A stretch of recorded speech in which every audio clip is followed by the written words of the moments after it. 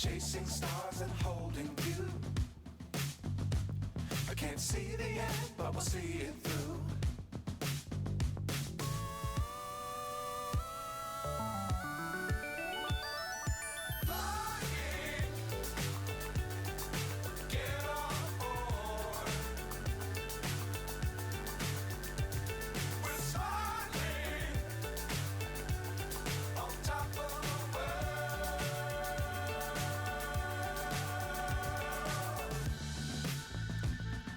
Dangerous times, don't fly too high. Be sure to keep the ground in sight. Fly forever if you keep it tight. Love the world, but keep the sky on your mind.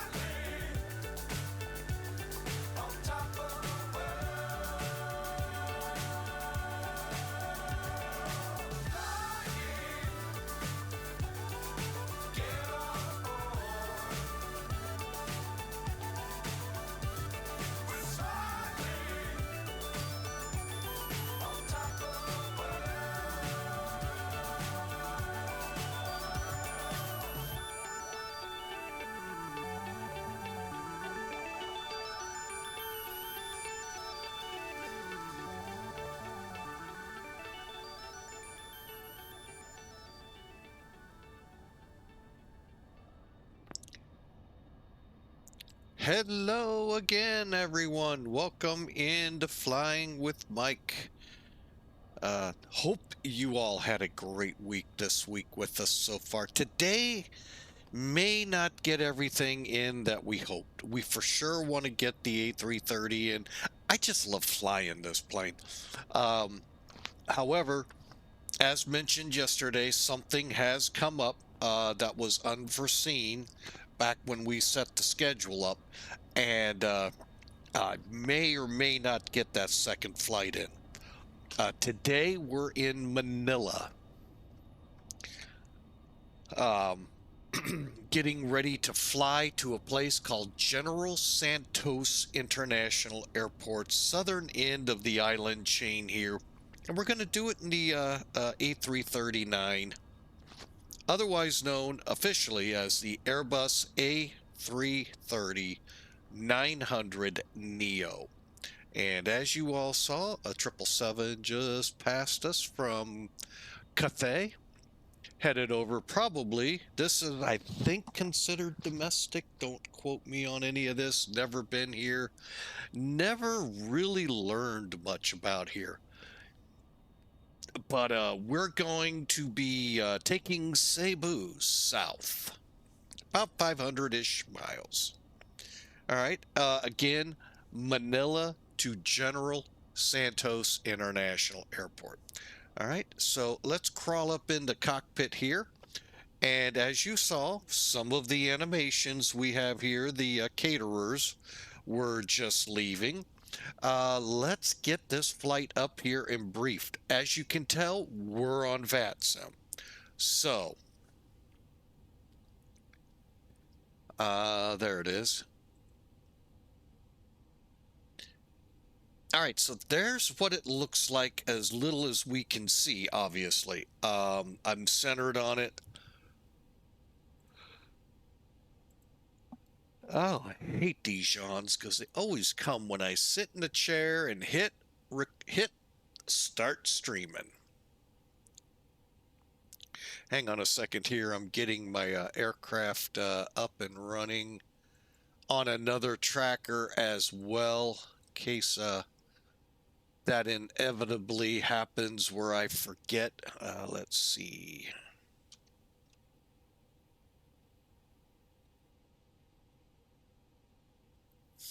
There we go. All right, there's another tracker going. Okay, so you can see where we're at. We're headed south. Got a couple of inbounds out of RPVE. I'm not sure who that is. So, all right, let's get into it. Today's load 269 souls, 59,180 pounds. We'll be around that. Our goal is that zero fuel weight as close as we can, 355,701 pounds.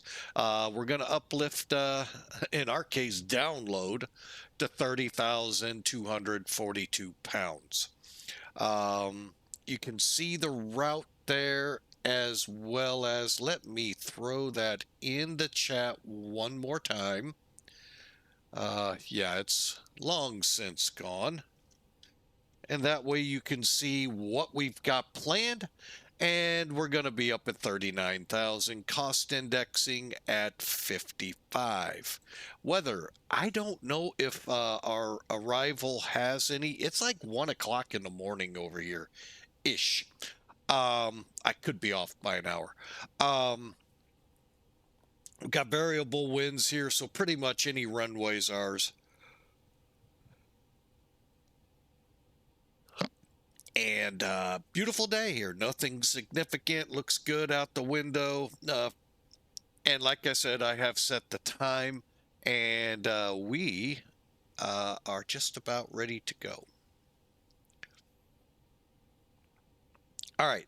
One other thing. If you have not, or if you are delaying the update in NavGraph when it asks you for it, just to give you a hint, when the weather came to NavGraph several months ago, there was something in the note that said traffic we're looking into and we'll hope to have here shortly.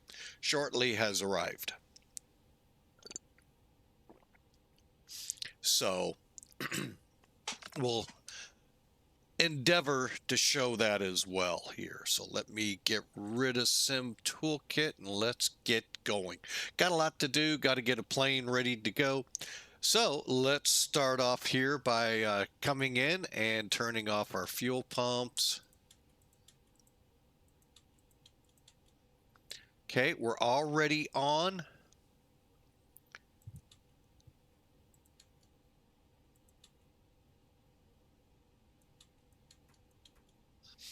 Okay, come down here. Let's put the strobes on. We'll go to nav 2. And the emergency lights. Also, cruise supply is on. And I put the request out every flight right now. Where do we test the CVR? And don't tell me it's right in front of my face. I'm going to probably go, yeah, makes sense. But yeah, CVR, here's the ground control, but I don't see where we reset the CVR or be able to test it. So we'll move on. External power fuel pumps. Let's do a fire checks, our detection tests, APU. That all sounds good. If you want to test cargo, fire, smoke, all of that good stuff, right here's the button. Always looking. And by the way, before you all say, well, look up here, I don't see it. So, all right. We're not going to fire the APU up yet because we need to load. Now, this has what's called the RMS, Radio Management System. Tried explaining this to a gentleman a couple days ago. Without seeing it, it's very hard. You all who are used to A320 type radio systems, it's a little different. I actually like this one. The A350 has a version of this. And again, keyword version. It is nowhere like this in functionality. Let's put it that way. All right. But first, we need to load our airplane. Okay, you can do your ground stuff here, your externals, your if you're going to use the air chocks. Page 2 is the pushback if you want to use this one, or better pushback, still a good one. Here's where we do our fuel. See how I said we're defueling? I'm going to get it down to 30. More than likely, many of the what do we Far East airlines over here, I think fly with a minimum, meaning they carry a standard minimum up to so many hours in flight. I know Cathay at one time did. Whether they still do or not, I don't know. But there is that possibility. But we're going to go ahead, try and load this thing up.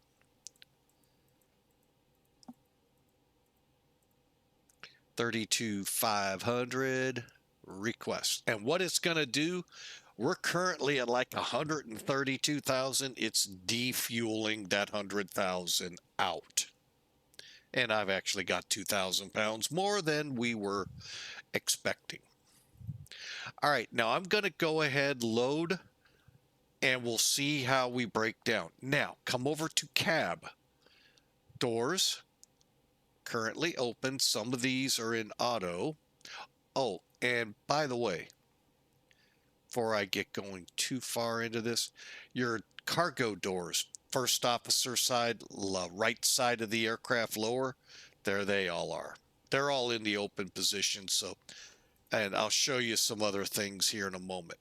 All right, so we currently have the aircraft open. Hang on a second here. I'm going to open the window here in my studio mainly. Hang on. There we go.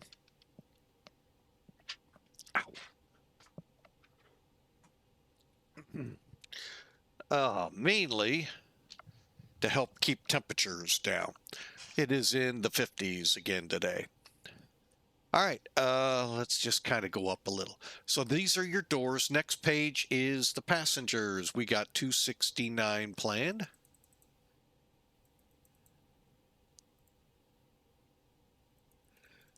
Okay, and load.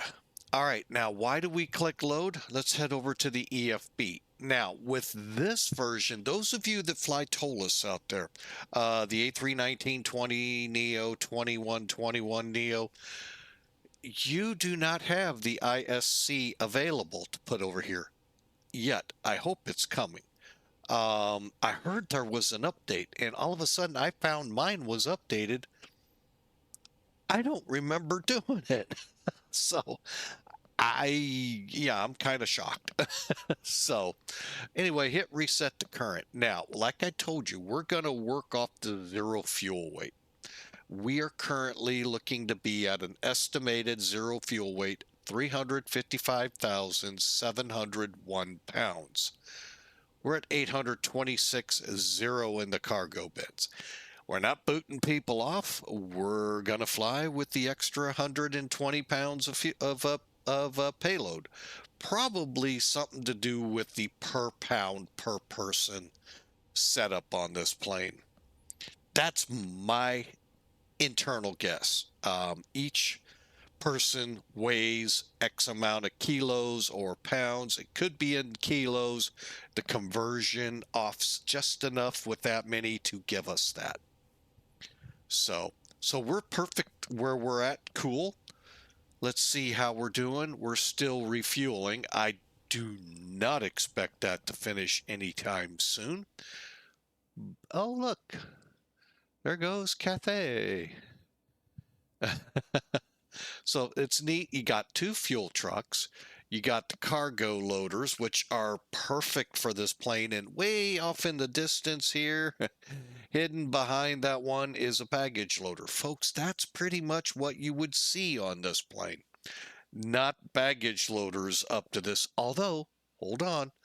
Airports without cargo loaders will use them, and unfortunately will put your bags on the floor there instead of in cargo bins. It is what it is. The airport's got to do what the airport's got to do. Or if bins came off, empty them, load them, put them back on. All right. So with all of that done, we can skip over the APU. So let's get up here real quick. I'm just going to start doing this thing. Okay, those are all good there. Okay. Down here, let's make sure. Okay, speed brakes. We'll talk about them a little later on. Little different in this plane than what you're used to in the other A320s and A319s, 21s. All right, flaps still the same. There are some interesting differences. Like used to be, we just click here and they come on. Oh, you're going to have to push them on with the mouse depressed. So, little things to get used to is pretty cool in this plane. All right, so probe heat's off. Air conditioning will be set once we get the EPU up and running. Cross bleeds auto packed valve. Let's go high for now. And we're going to put the purser on. All right. Working on up. Let's turn them on BAT. On BAT. The only thing I don't like is we can't. I will give Boeing this. You have an align, then a nav. Here is just straight to nav. I know. Is it a showstopper for me? Heck no. Okay, so we got that aligning. We're going to come down here real quick.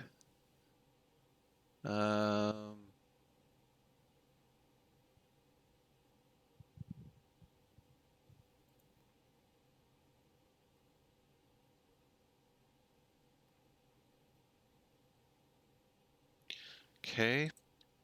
And hopefully that will stay. All right, what we're going to do here is go over to the init page. And we're going to now begin. Oh, that's right. Oh, this is one thing I'm not liking about this plane. There we go. Let's do it from here. It's right up against every switch. No matter where you move them, a switch is there. Oh, ToLiss, I get it. You expect us to work from the pilot view. I pull it out because it's a heck of a lot easier to read. Okay, so we've got it set. We'll stay with that. Let's go to the init page. I'm going to bring out charts here in a second. Where is my charts program? Ah, there it is. All right, so charts didn't load. Why? I did that yesterday. Okay, so click the right place. There we go. All right, so let's get the flight from SimBrief. There it is. Click it. It's going to center in. Now you're already, if you're familiar with this product, you already see a change. Two changes in essence, but really it is one. You can now, by clicking this, turn the power on, wait a couple seconds. The traffic is there. And if we scroll up, there's our ETC up in Shanghai if we were going that direction. But I find this so cool. Now, if you didn't read it, it does say beta. So I ran into a hiccup with it yesterday. It blanked out on me. And I had to shut the program down, restart it, and we've been pretty good since. Now, for all I know, maybe they shot an update in it. I don't know. Um, but anyway, that is the new update with NavGraph.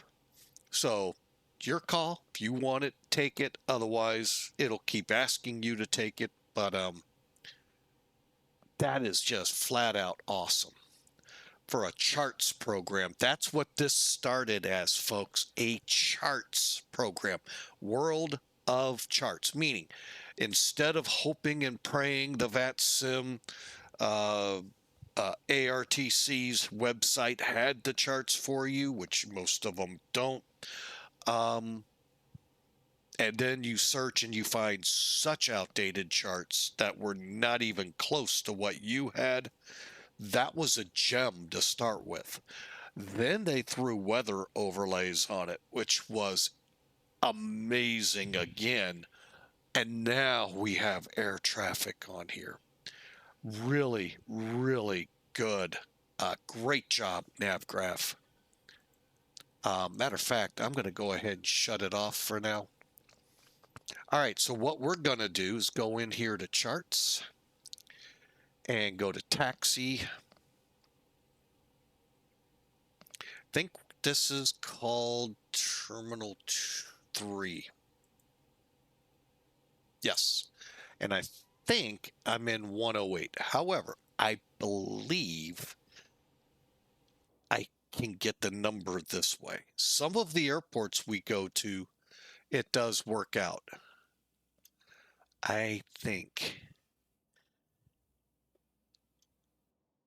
All right, we're number 2 down, but not here. All right, so they don't do it here. That's fine. We're going to go with 108. Okay. 108 is this line. And we're going to go with, let's get our handy dandy FMC back up here before we hit 0. Actually, let's go to this view to be safe. 108 is 14, 108, 109, 110. So working from our gate down to 110, the coordinate that they want us setting on. It even tells you what airplanes usually are found here. Mine's not on there. Oh, well. 1431.0. All right, so make sure the lat has the arrows, and that's what you're going to use to make it 31.0. RPL, and then we'll click the line select. Now the arrows are on longitude. 121.009. Hey, it worked. 121.0.9. 1431.0. Perfect. Align on that reference. Confirm. Do the wind. Return. All right. So the basics to the McDo are started.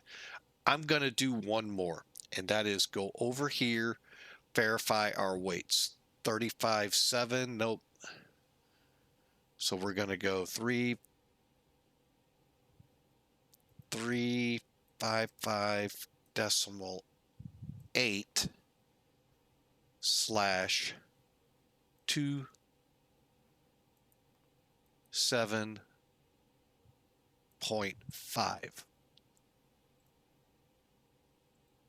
All right, where am I getting these numbers? Okay, right here, our zero fuel weight and our zero fuel weight CG. Zero fuel weight's right here on the chart. 355.826. Okay, so 355.8. Boom. Oh, wait, I got it wrong still somehow. 355.0. Oh, wait, I hadn't hit enter yet.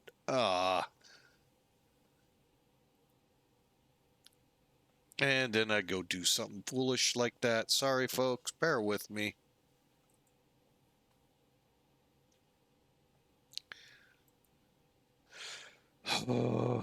I do this quite a bit, you can tell. It irritates me. All right, and 27.5. So 355.8, 27.5. Center of fuel rate CG. Okay, we're going with 32.5 for fuel. And we're set to go on that front. Now, let's get going with the route, shall we? First off, how we doing on fuel? Still refueling, although getting very close.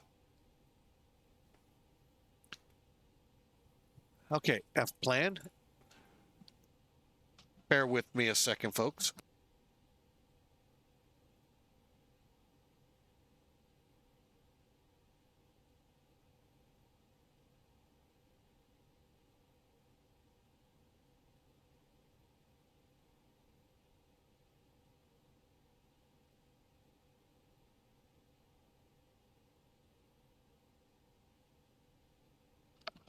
Okay, the HOA is out mowing.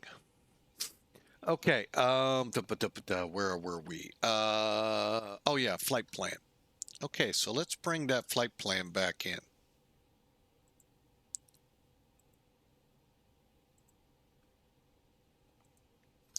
All right, over here, you can see we're departing, planning 2-4. Now I want to take a look here. Which one's 2-4? Okay, down here, 11,000, I feel comfortable with. I mean, 7,000, we could, but I'm comfortable with that. But let's look at the weather. Variable at 1. Okay, so pick a runway. Few clouds at 2,500, ceilings at 12,000, and everything's looking good. If you're not seeing RPL METAR, that's where I'm getting it all. And it's all nicely translated. Okay. And our GPS. Oh, and we're done fueling. There go the fuel trucks. You just saw one, maybe, with charts up. We'll get the EPU. Let's do that real quick. That way people can begin trickling on. On. Just waiting for flap open while it does its checks.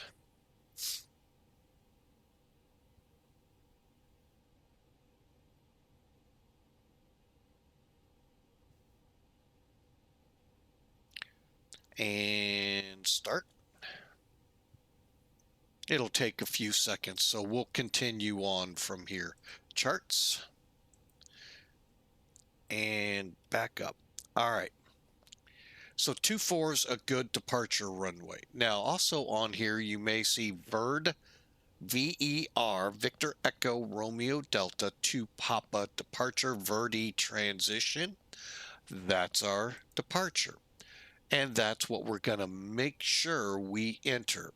So you can kind of see we're going to come off 2-4 to LL24F, Bugan VERDE. Okay. So how do we do this? Click RPL, departure, 2-4, look for our departure. We're looking for 2 pop.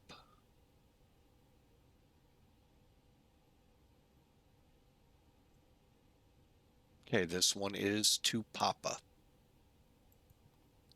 Okay, and I don't see a transition.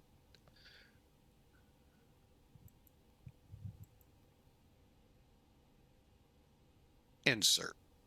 All right.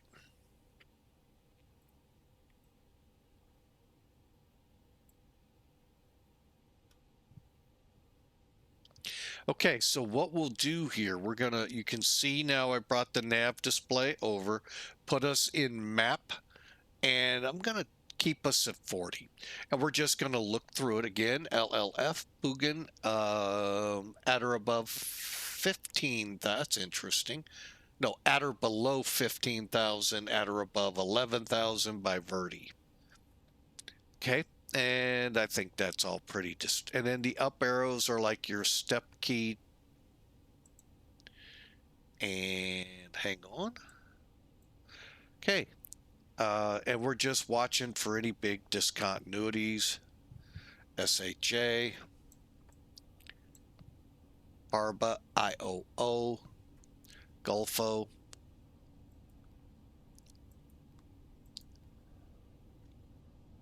BSA, NANS, top of descent, coat. Alden, top of descent, coat. MELBY, sorry. And then we're to a discontinuity again. Now we're at the arrival. So again, let's get rid of this. Now the bad thing is the weather we have is about 8 hours old. Not great. In the real world, obviously, this flight cancels. We can't fly with either delays or cancels. However,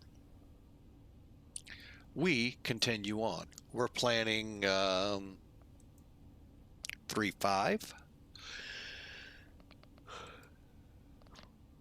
Okay. Actually, I would prefer 1-7. But let's see what we have for 3-5.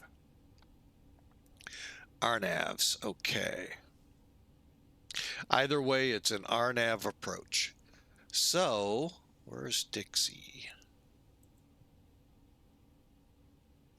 Okay, so we're going to come to yellow, Dixie. Oh, wait a minute. That's our missed approach. Dixie, MR35A, MR35B, runway. We can go with that. Add to the route. All right. Besides putting it at the bottom to look at quickly, you can now see the RNAV approach, and we're coming to BDRON, Dickey, and MR. Okay, so RNAV 35. Whoa, whoa, whoa, whoa, whoa. Almost clicked. We're going on the MELBY 3P. I don't think we have a transition.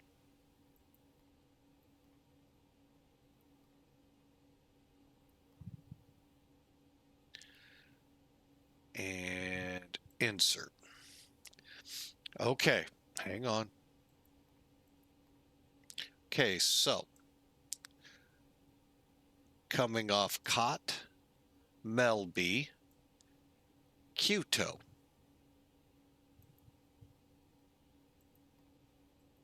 Zedek, Baron, down to Dixie. And what we're doing is just making sure no, okay, looks good to the runway. Missed approach here. Takes us to Dixie via yellow. Gassy. And then I think we hold at Gassy. And then we'll come out of the hold on a straight in. And if we have to go to our alternate, RPMD is that alternate. Let's see, where is that? Right up here. So if we divert, we're going here. And that's how, Megum. It's a short hop, it looks like. All right, so good deal. Flight plans are done. Bear with me 1 second while I reset my screen. Okay, that takes care of the route. Next up, RadNav. Looks good to bring us back to 2-4. I think. Let's find out.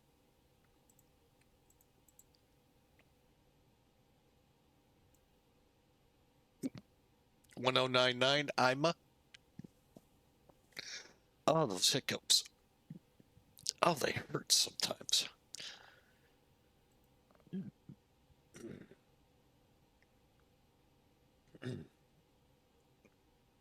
Oh.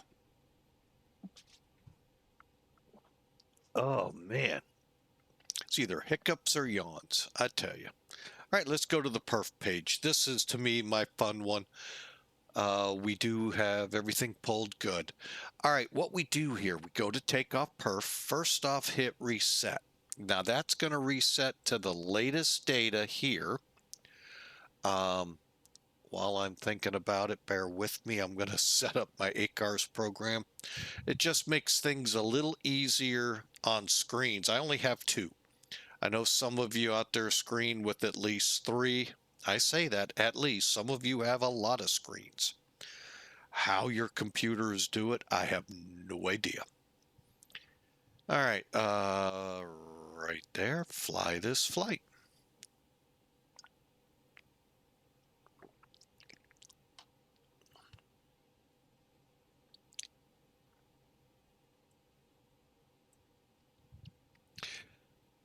All right, we'll have to get our comms set up. I can see already. That's okay.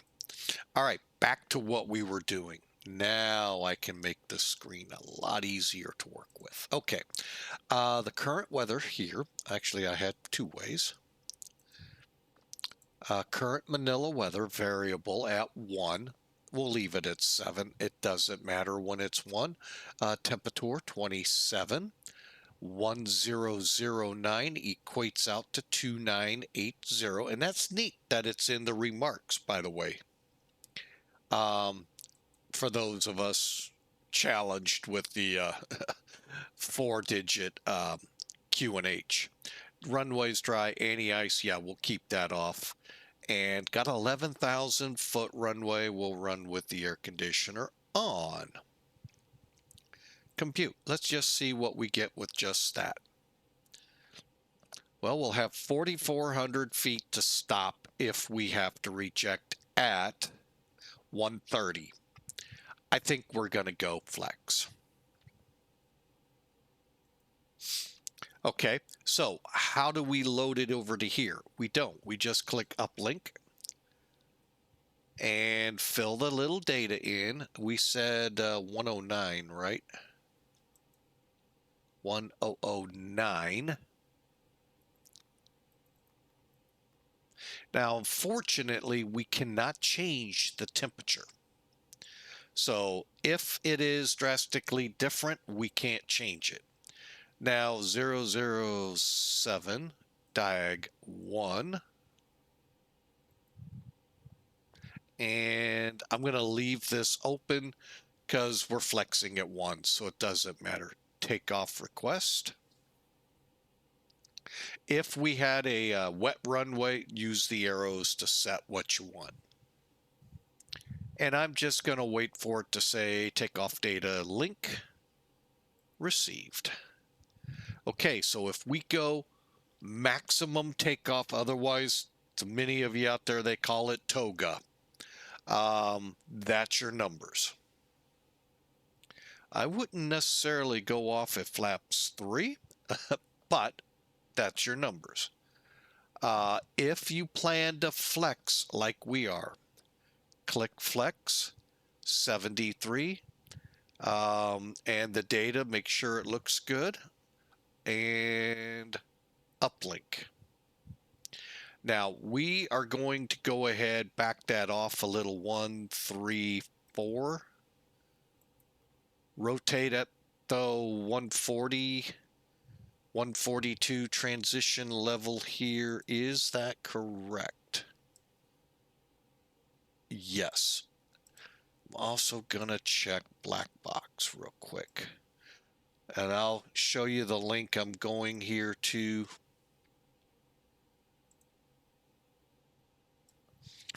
Always, if you're in Europe, I would highly recommend looking at this site. If you're in an Airbus, go to that site and fill in your ICAO. Anywhere else in the world, it could get dicey. And I'm thinking this one, oh, he does have this one.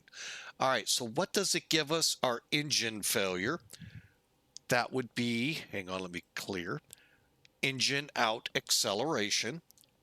It also gives you your thrust reduction and acceleration, whatever these formulas are.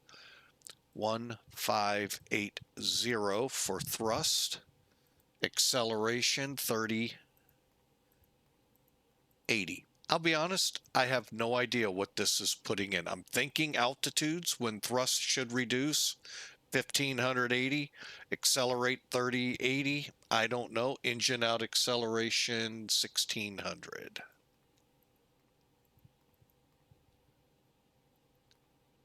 That's just my guess as a private pilot, folks. But it gives you information like how far, different intersections sometimes, um, and so forth to help you gauge what you need to put in. You guys out everywhere but the US love it because it's in meters. But everything else is in feet. So, take your pick. But it's a good site to go check.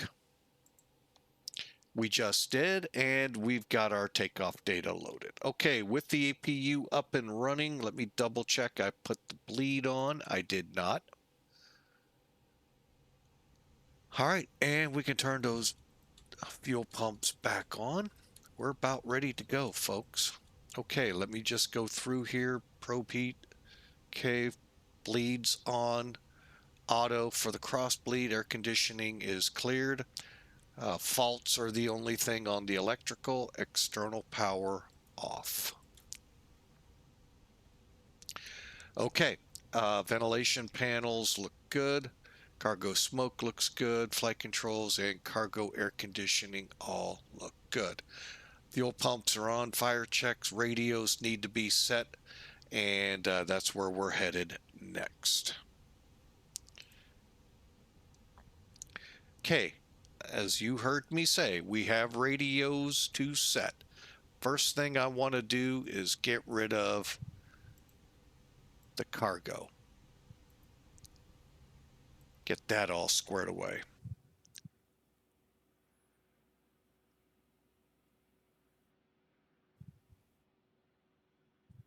It is funny to watch them. When you don't put drivers on them, they're going to hit everything.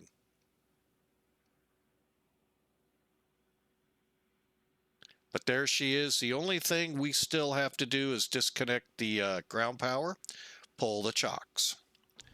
All right, we are just about there. Radios, that's where we were actually aiming for.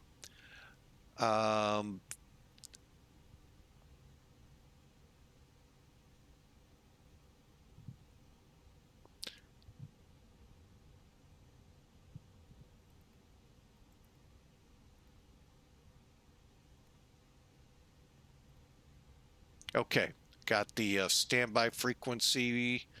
Okay, so what we're running here, Unicom, Guard, and ancillary backup channels.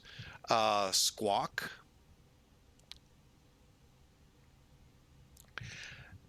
I'll show you how this works, even though we're not gonna probably get it. Let's say we got a PDC right now. And let's say that PDC said squawk 1572. So all you would do, again, click ATC, click 1572, boom, ATC, go back to VHF, look what your squawk is now.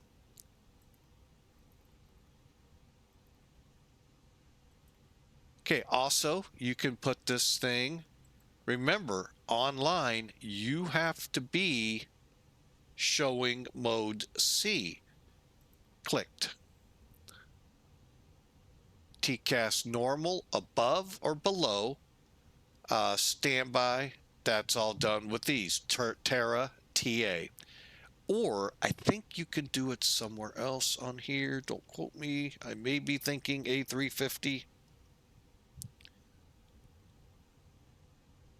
I thought I saw it somewhere else.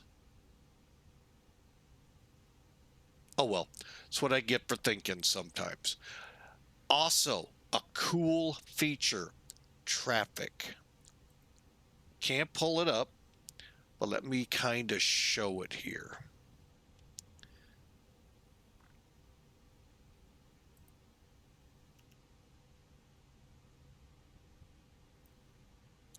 So any traffic here would show up on your ADS-B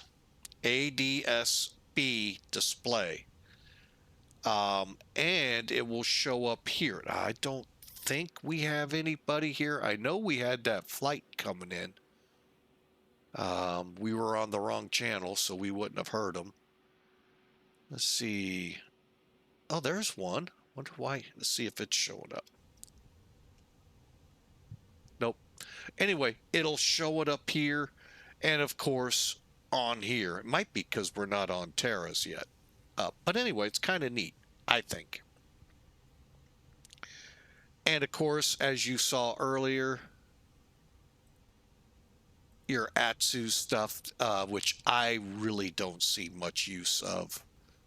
I rarely see anyone using it in VATSIM, so I don't know why. It is. Let me rephrase that. I kind of know why, but it doesn't surprise me. I don't know what that's for. Huh. Again, I am still learning all the funness of this plane. All right, so again, let's finish up. Flight director, let's go LS constraints. Altitude set, VOR, VOR. Arc, and I'm going to set at 20 on this side. Speeds managed, headings managed.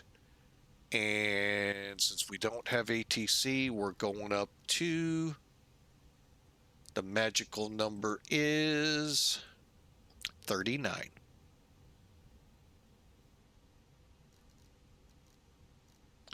Okay. Now, this aircraft could have a brake fan, or it may not, as you see here. No brake fan. That kind of stinky, but it is what it is. Here's your ATSU ACARS messaging. Only used it once in the year and a half I've had ToLiss aircraft. I don't find controllers, like I said, using it. So, oh, I didn't see this before.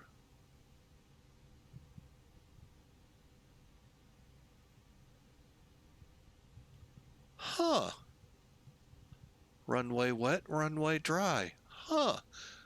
I understand a little bit of that from what I used to do. That is cool. All right, what do you say we get this thing out of here? Finalizing. Yeah, anti-skids on. We're dry. And transponder set switching panel, that's here, folks. Make sure all these switches are pointing straight up, that little line there, 12 o'clock. And we're ready to go. Clear flight plan on this one. Performance on that one. We're ready to go. Let's close up that door. Cab. Auto. Now in auto, when we come in, it will set up as if, you know, once we set the brakes, turn the park beacon off, and the seatbelt sign.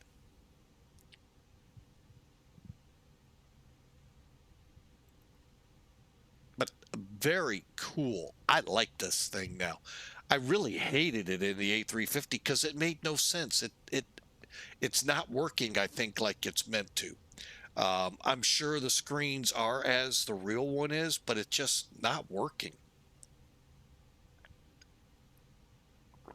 So anyway, we're ready to push. We need to check one thing, and that's just me wanting to make sure we're online at Manila. Cool. Here we go. All right, door closed. Jetway pulling away as we call in our friend Better Pushback. Ground to cockpit. Please show me where you want to go. Where'd it go?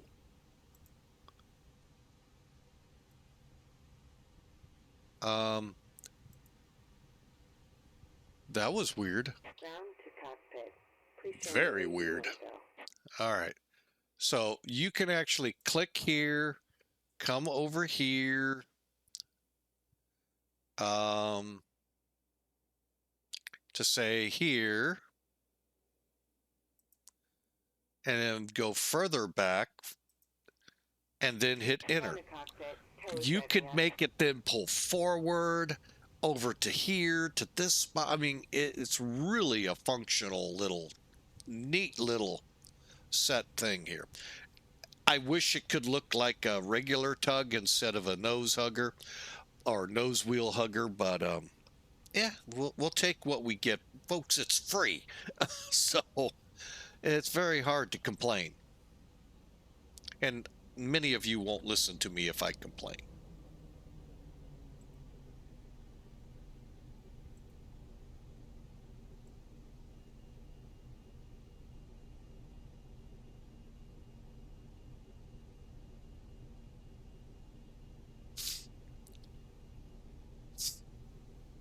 Okay, all doors and hatches are closed. Ready to connect. Oh, we need to get rid of some things.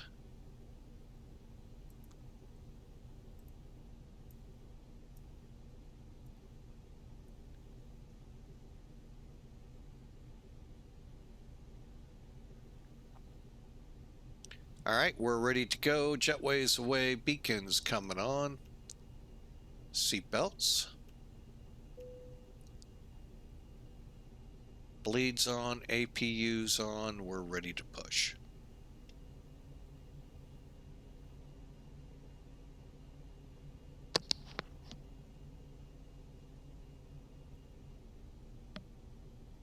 Tow connected and bypass pin inserted. Release parking brake.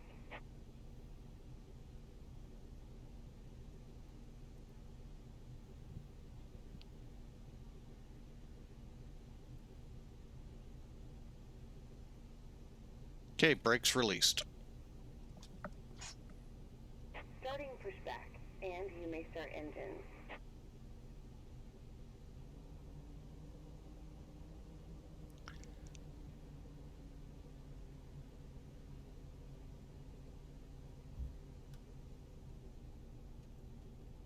Now, remember, used to be you just clicked here, boom, you saw the hand. I don't know if you saw the hand move or not. Now you got to actually physically move it up. And that will start the start process.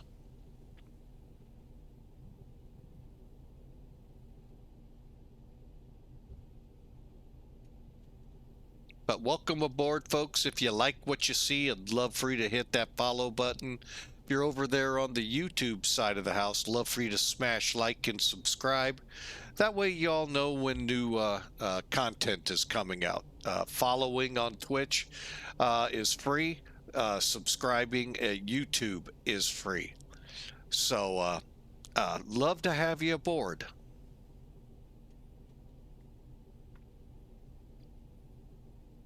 I have been in the flight sim world since the late 90s, 99, 2000 time frame, flying the different simulations that have come along starting in 98 or 2000. When FSX came out, I really wanted to leave Microsoft at that point, not because of how poor FSX was at the time. Other reasons. However, X-Plane, in my opinion, at that time, hadn't come into its own yet.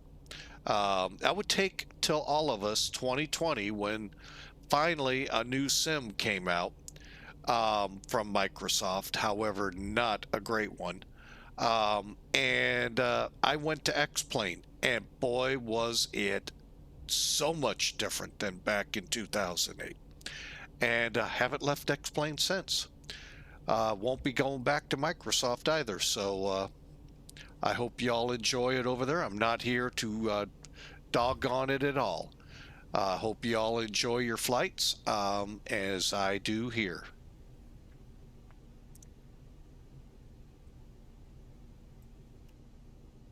Operation complete. Go ahead and set the parking brake. Okay, brake set. Disconnecting tow. Stand by.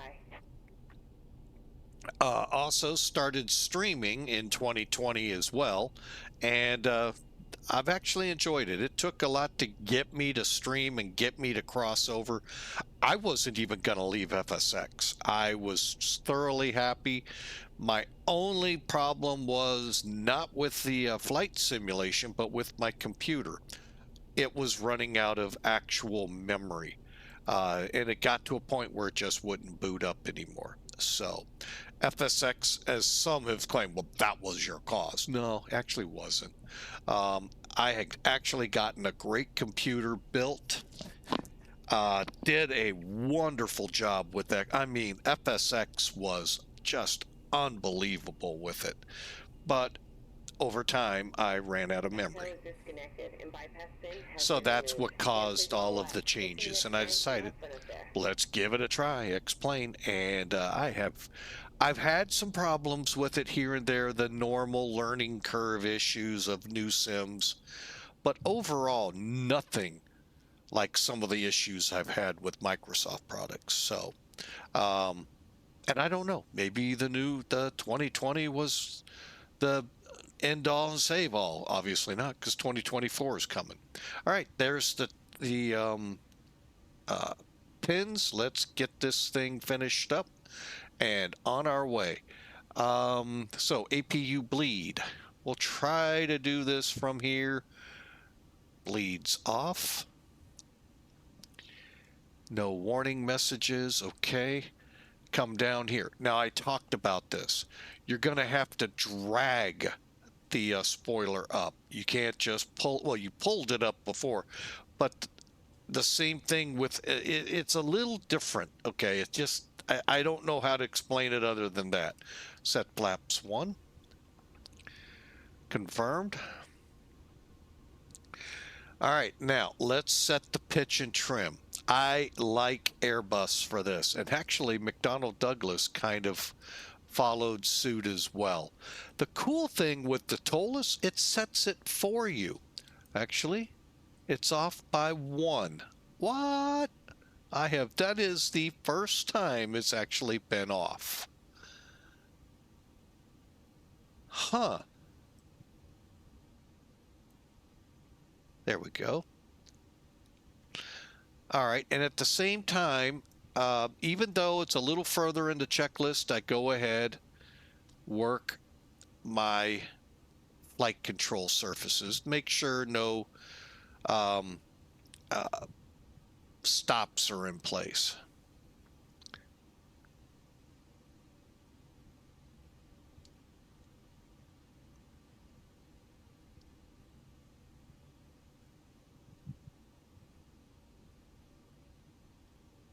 Now, with ToLiss helping out Flight Factor, I hope ToLiss brings a neat little feature of the Flight Factor A320 has that theirs do not.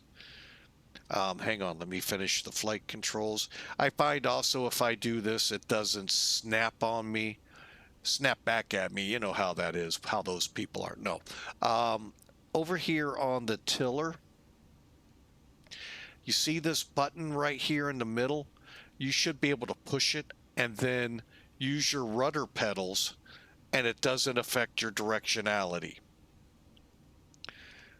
Neat thing. And that's, I'll give Flight Factor. That was great.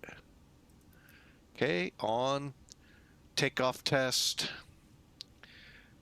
Performed. Timer on.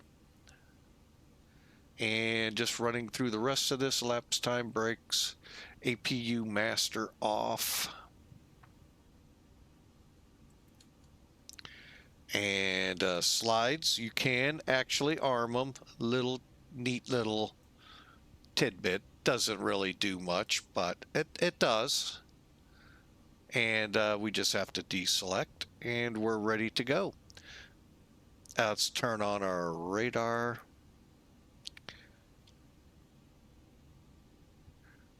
Now, currently, this mode switch is not working. And ToLiss came out and said we deactivated it until Laminar comes out with the update we're all waiting on, the weather radars.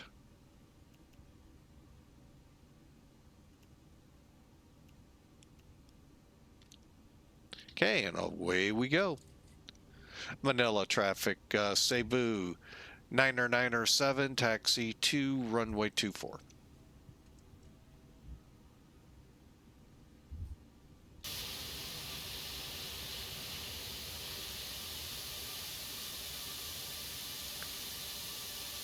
Oh, we have a Philippine aircraft behind me. Who could that be? Who could that be? Hang on, I'm checking VATSIM for who it is.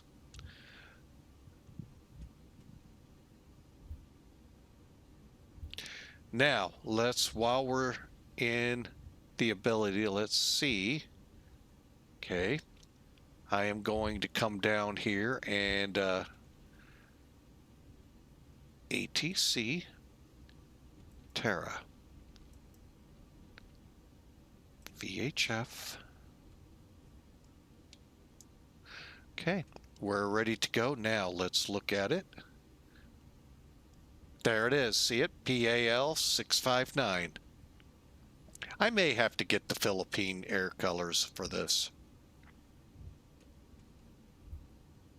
I actually enjoy, by the way, flying over here in the Philippines.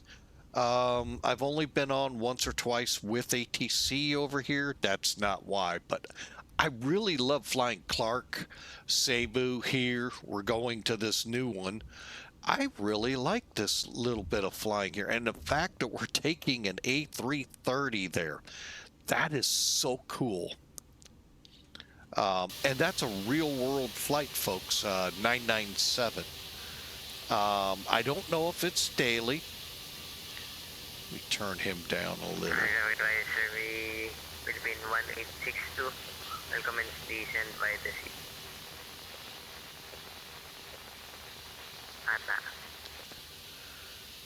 But I just enjoy it here. It's kind of fun. These are nice little short hauls, and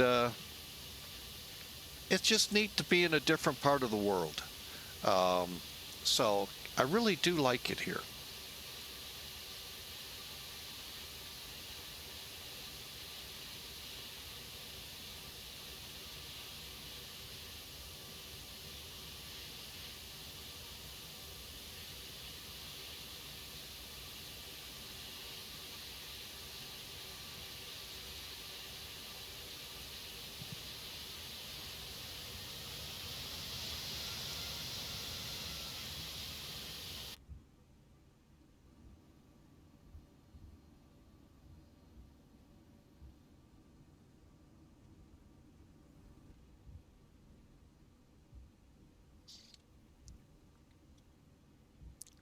All right, we're just about ready to go. Let's finish up our takeoff checks, terrains on, weather radar on,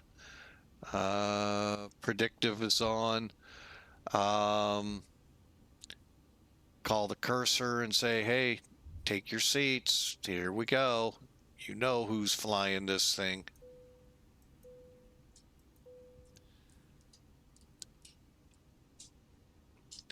All right, and now the second flight that was planned for today, I've meant to say this from the beginning, kind of wanted to get it going, probably will be postponed to another date. Like I said, something's came up Monday, and long after the schedule had been made, we weren't certain.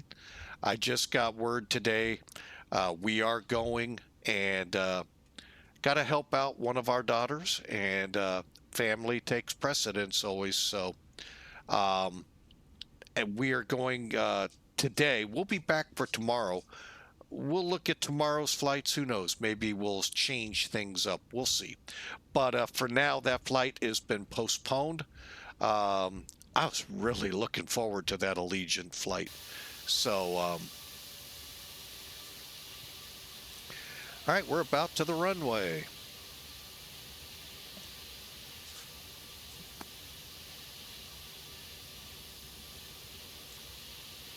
All right, so here we go, folks. Manila traffic, Cebu 90907 departing 24.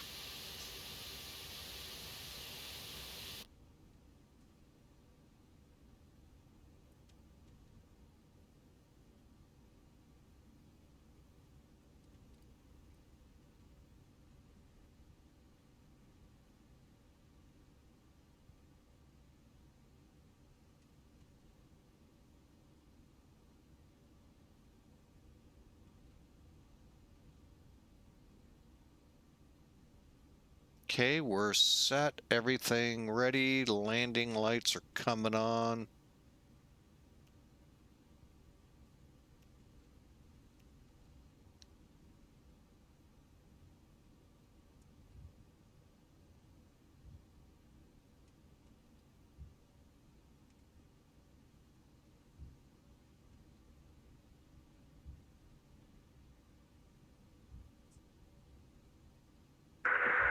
Manila traffic, XP12, pushing back at Terminal 3P113, facing south. Okay, and flex.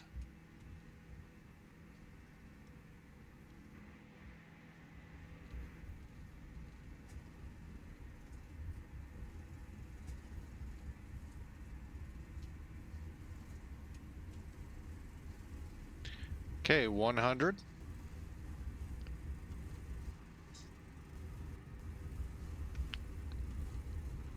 B1. Rotate.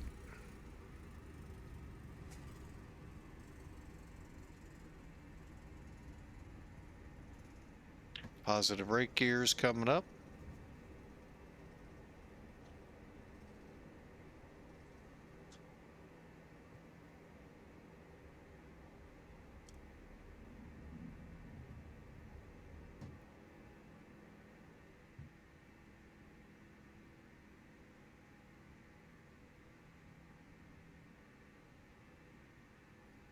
All right, we're on our way, folks. Hope you packed a lunch. No, just kidding.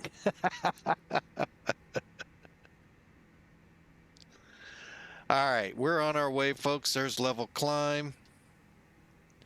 Go to thrust climb. All right, we'll be watching for our flap speeds now. Timer is running. Should have had one started on the runway, but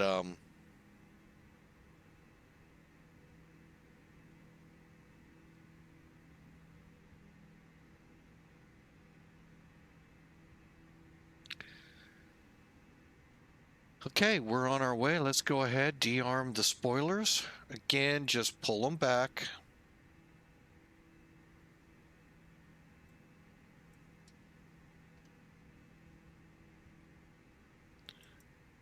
That's where it gets tough because yeah, it's a little something to get used to. That's all.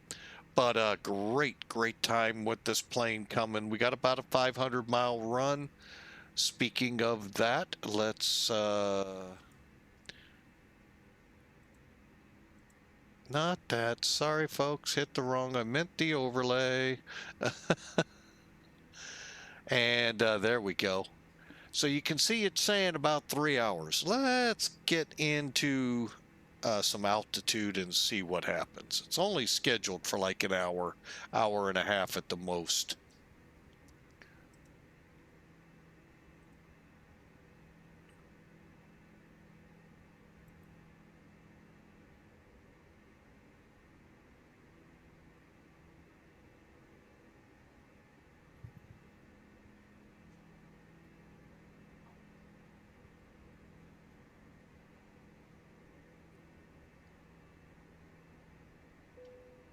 Flaps coming up.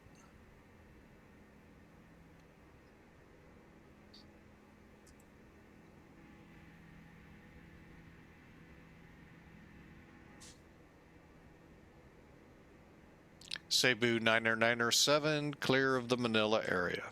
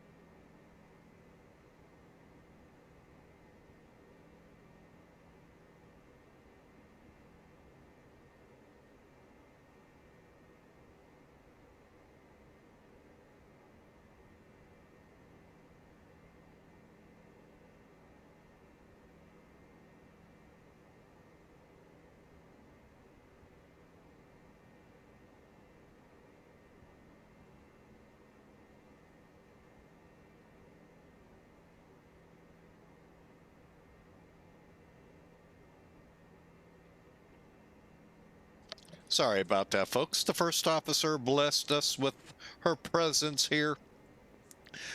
She cracks me up. I mean, she had to go get shots today. And of course, that's not a good thing on a 7-month-old. They don't understand it.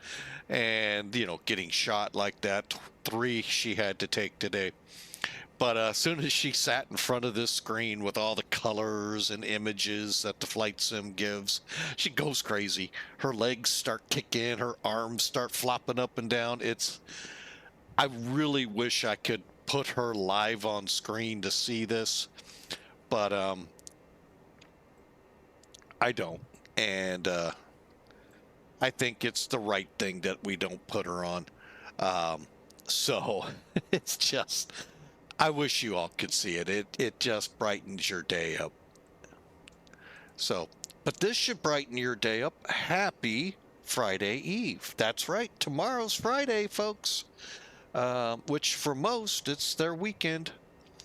You got through another week, and a week closer to Christmas. Yeah, okay. I just depressed a lot. Oh my gosh, I got so much to do. Just remember, the best advice I can give, a pastor gave in a radio sermon for scheduling conflicts. It's very simple, very simple process. No. Scheduling conflicts, con. No.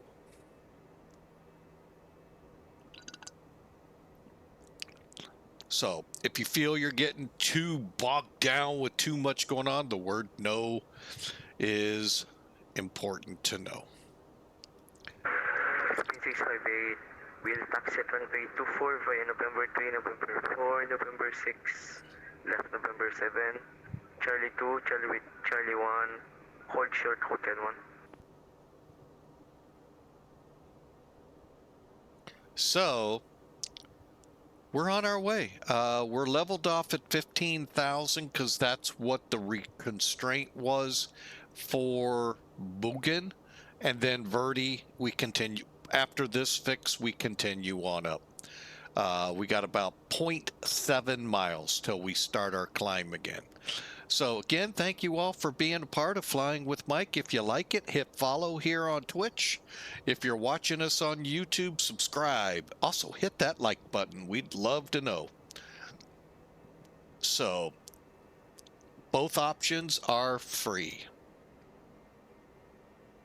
And there goes the climb again. So I hope you all have a great weekend. I would love to hear your plans, and feel free to put them in the chat. Love to see them. Oh, why is my chat dead again? Hang on. Stand by. It went dead on me again. That's why. An update. Go figure. Always an update.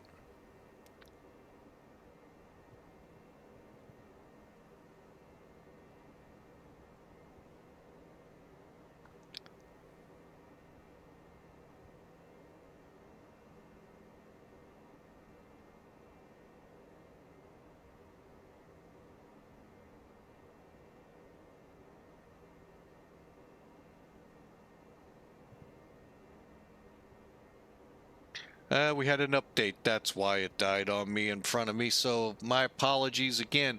We have a timer out there that kind of lets you know we are really not trying to be rude and not watch our chat. I actually really do try to watch that chat.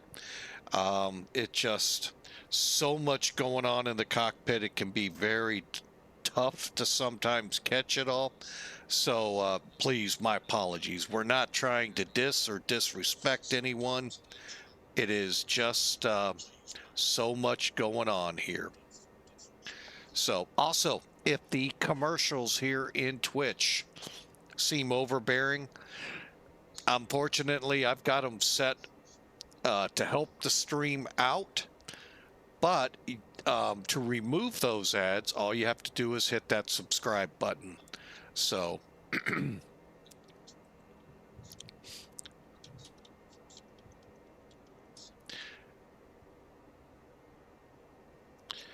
All right, we're on our way. We have now lost over an hour and a half in just 17 minutes. I always love that as we get to altitude. Got favorable winds, I think, and such, so we're getting a pretty good boost down there.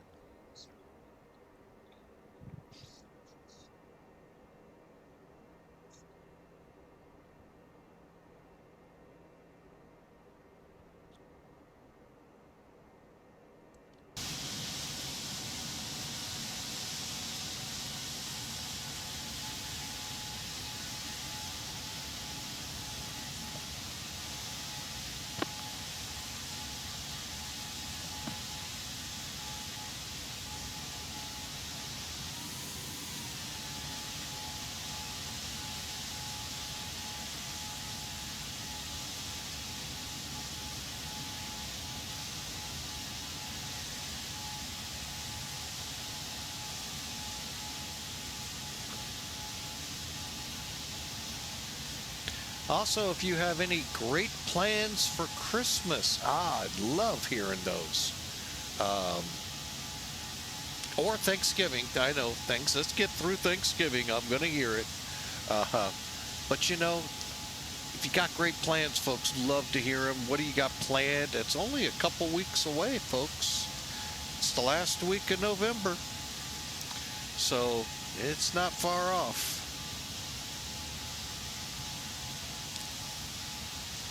We're still trying to iron that out here in the Flying with Mike household. Will it be here at headquarters or will it be at one of our relatives? Who knows? We'll see.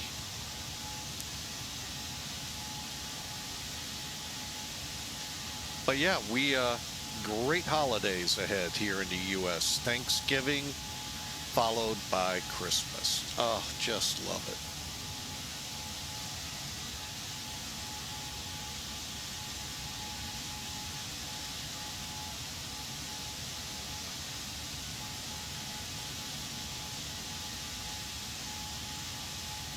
Traffic advisory, Tiffany Philippine 658, will take off at Manila International Airport, runway 24 via Surca to Papa departure, departing west.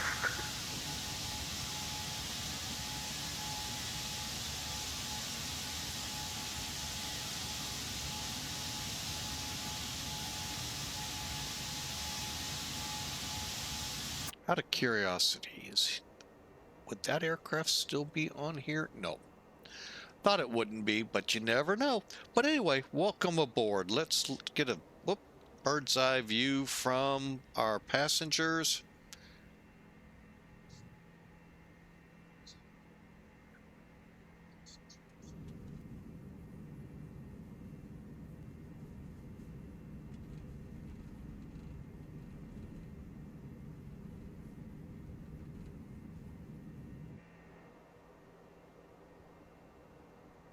And onward and upward. Welcome aboard, folks. Thank you so much for being a part of Flying with Mike today. We're so glad to have you aboard, and hope you all hit that follow button as well as over on YouTube subscribe.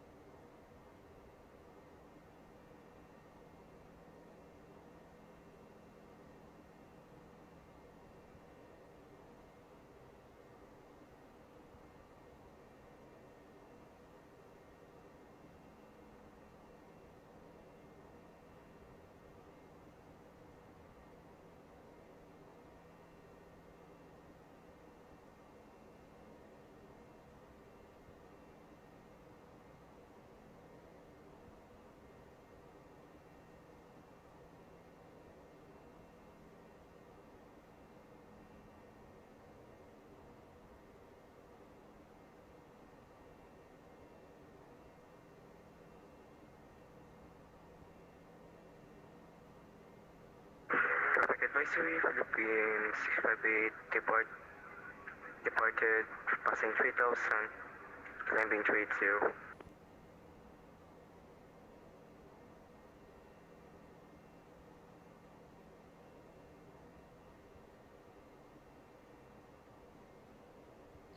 But again, welcome in, folks. Glad to have you on board. Working on something a little bit behind the scenes.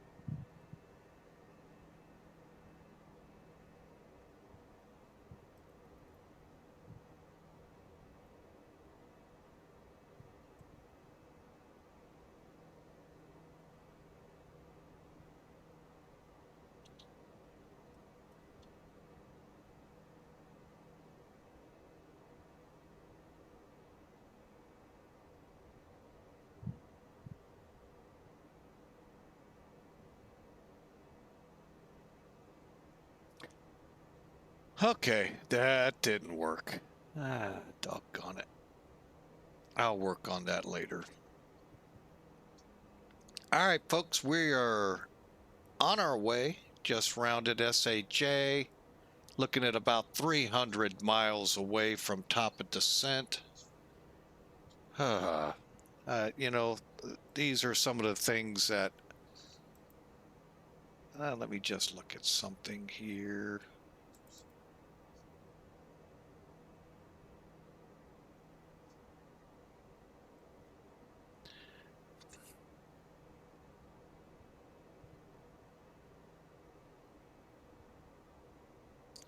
All right, we're going to try one more time this.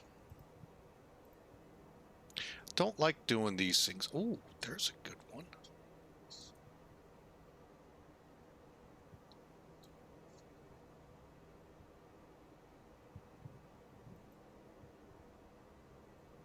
Nope.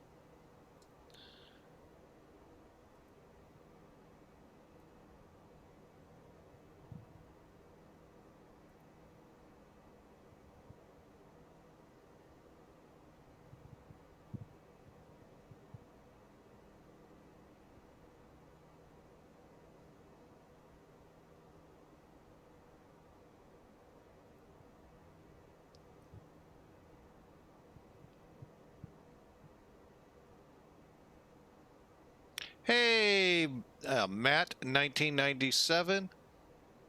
Uh-oh, taking one of the favorites out. Oh, boy. Too many. I'm not sure which one that could be. I can't figure this out again.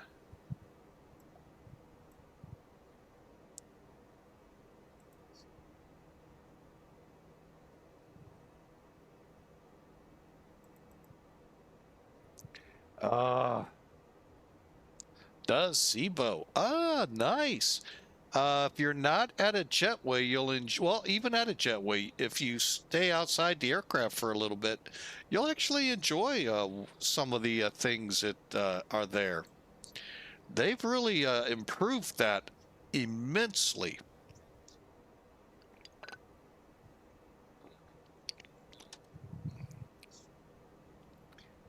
All right, let's see if I can figure out what I'm trying to do here, folks.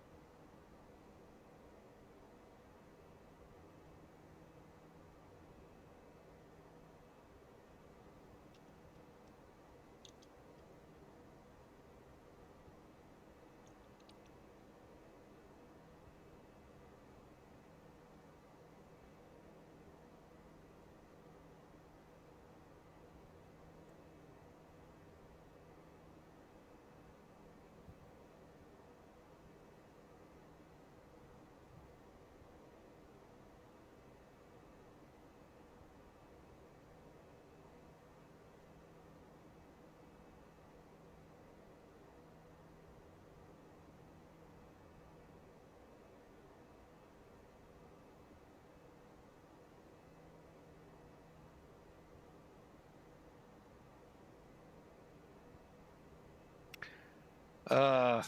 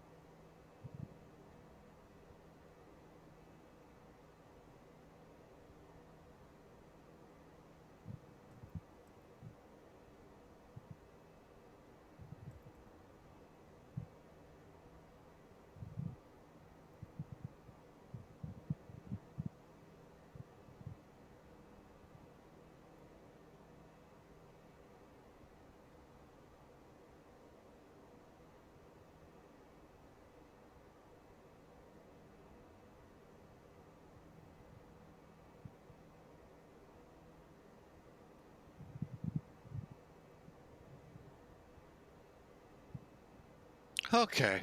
Well, crud. Not going to be able to do this as easy as I thought.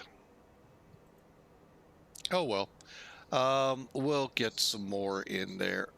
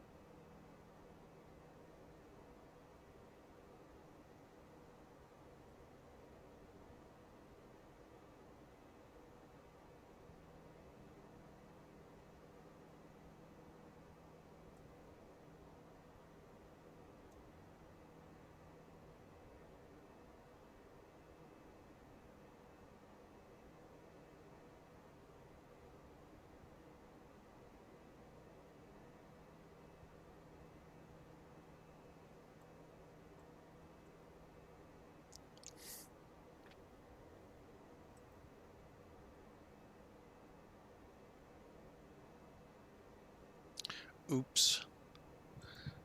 Didn't mean to turn that off.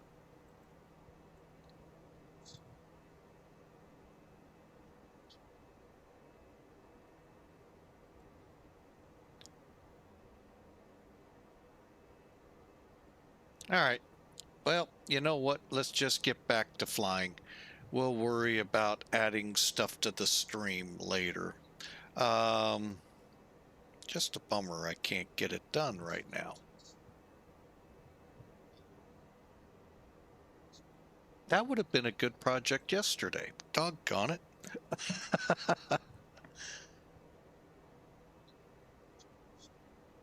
All right, we're on our way. And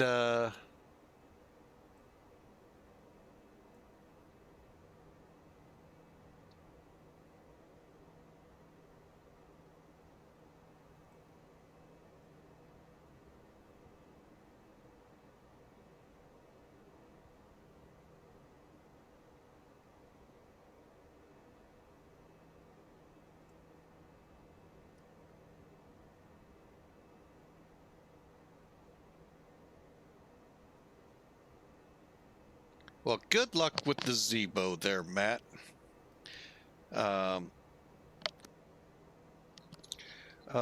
So trying to add a couple of emotes here, and for some reason having so much trouble.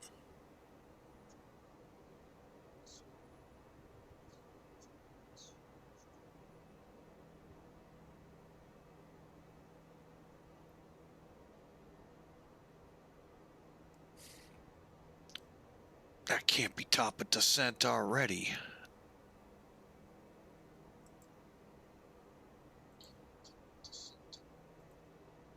Oh, IOO. I'm like, what? It was 290 miles just about 5 minutes ago. And it takes longer than 5 minutes in this plane to go that way. If we were in the Concorde, that'd be a different story.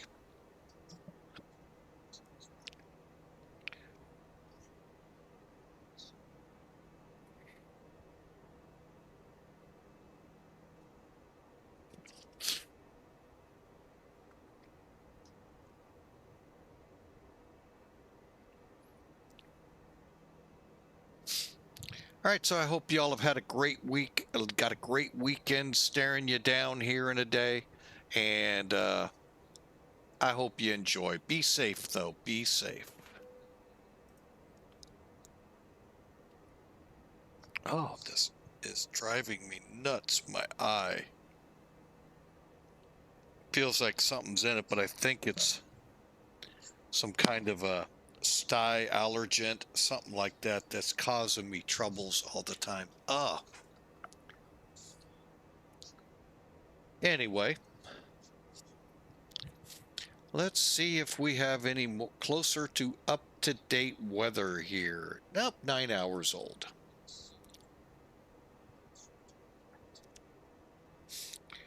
Oh boy.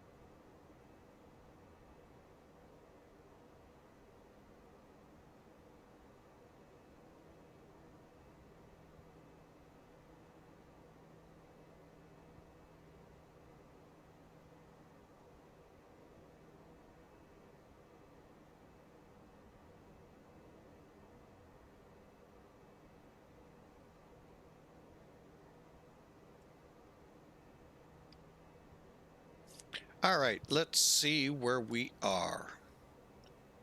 Top of descent, 160.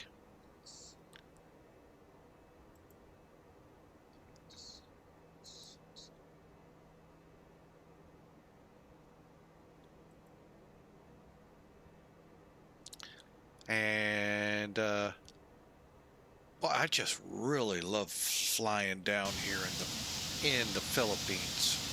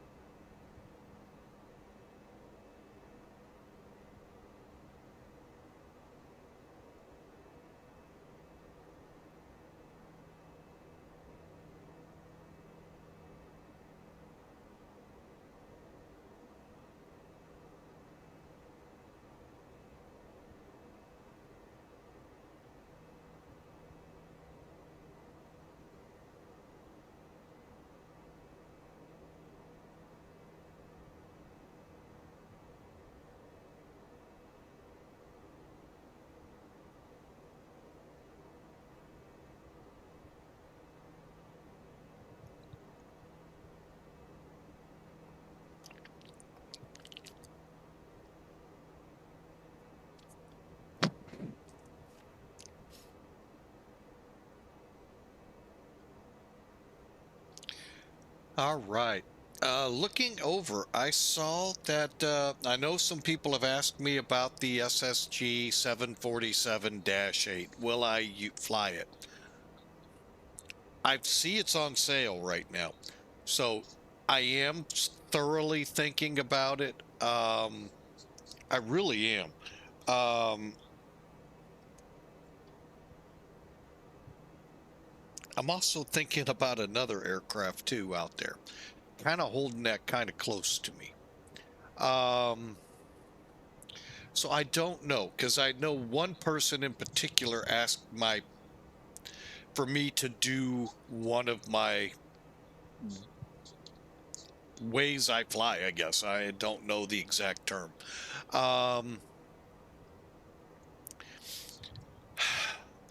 just don't know. And I guess it comes from I need to probably get it and to know it. So the fact that being on sale helps. Doesn't help this time of the year because and being out of work. So this is my work right now, is flying on here. So and I'm not trying to induce you all.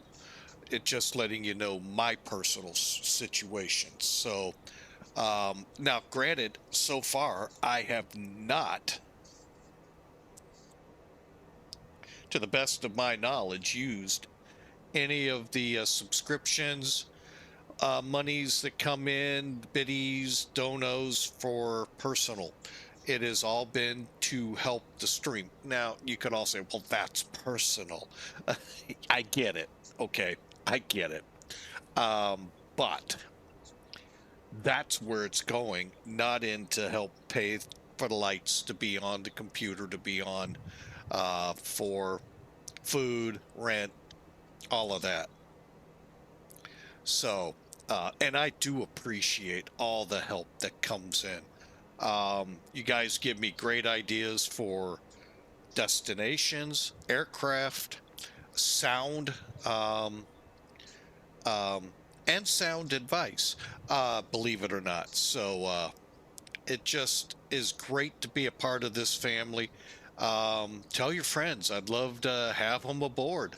Hope they enjoy. Sorry, we stay away from the Microsoft side. Sorry, I could get real deep into the weeds with it, but we're not. It is what it is. I just staying away from them. So, and I'm pretty sure by me staying away is not hurting that company any bit.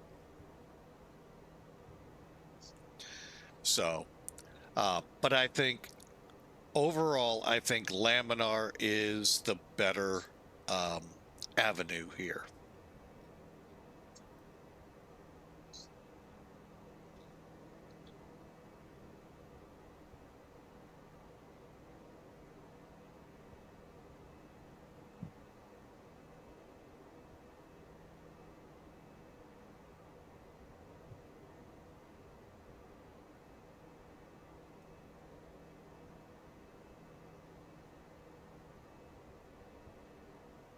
All right, and me personally, just gifted 5 subs out to the folks here. Again, as a way to say thank you for watching, being a part. That'll give you ad-free viewing for a month. It'll be up to you whether you press on with it. So, Gen Z, code 53027.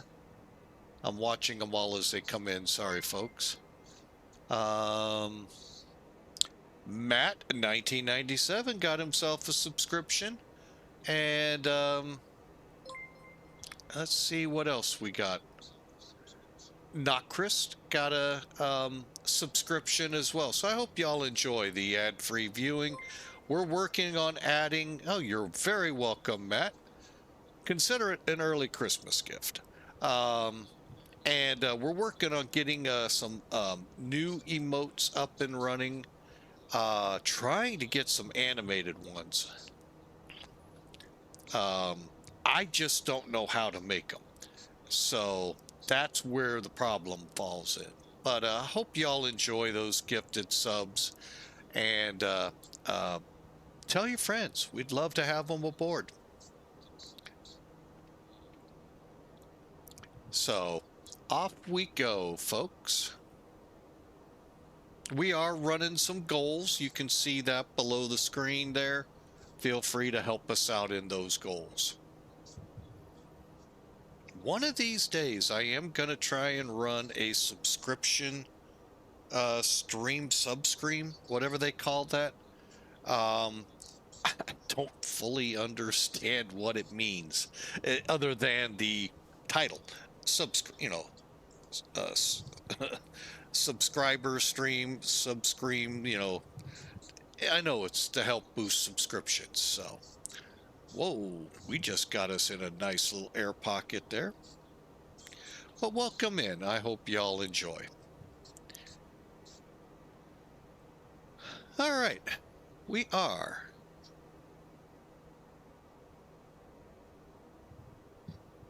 90 miles out. We really don't have any good up-to-date info out of this airport.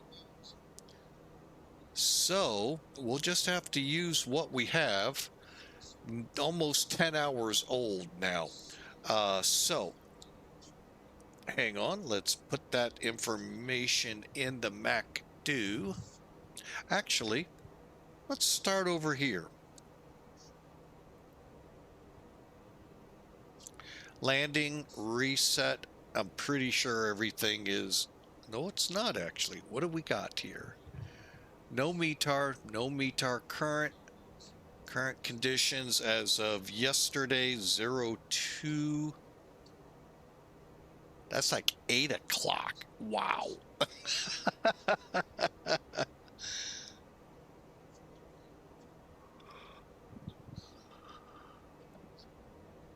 Actually, we got one today at 09 Zulu, which is equivalent to 3 in the morning here. 130 at 5.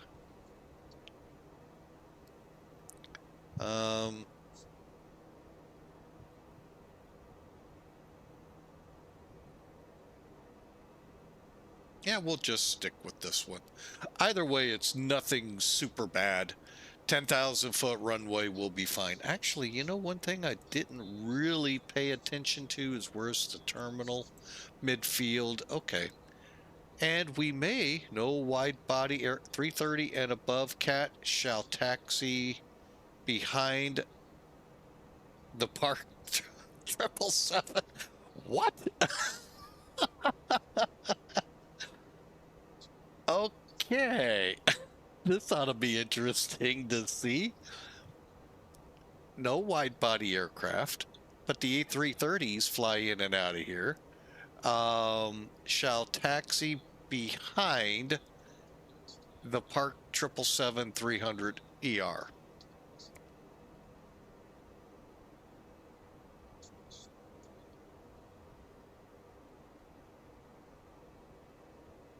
Okay.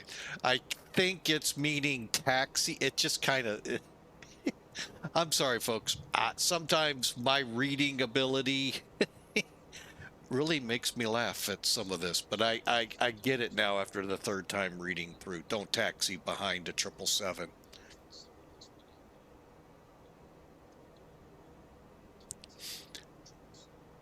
I believe there's no jetways here, but we'll find out on the ground. All right, so we'll just go with, we'll go with this one, 130.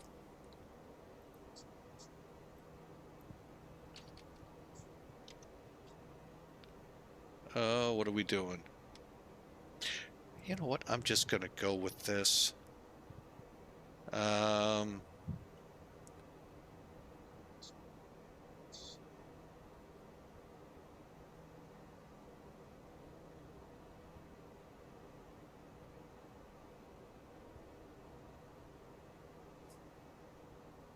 All right, QNH.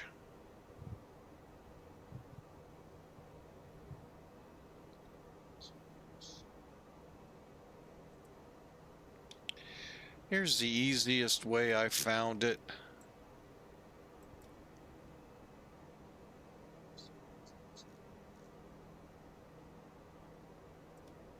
$10.08. Okay.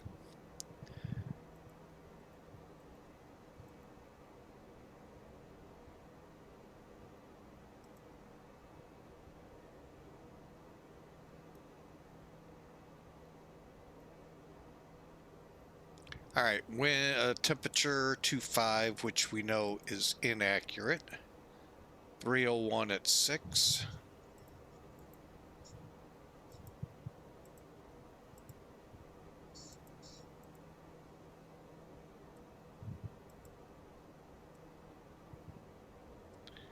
All right, for this approach, we're doing an RNIP 235. We are looking at 377.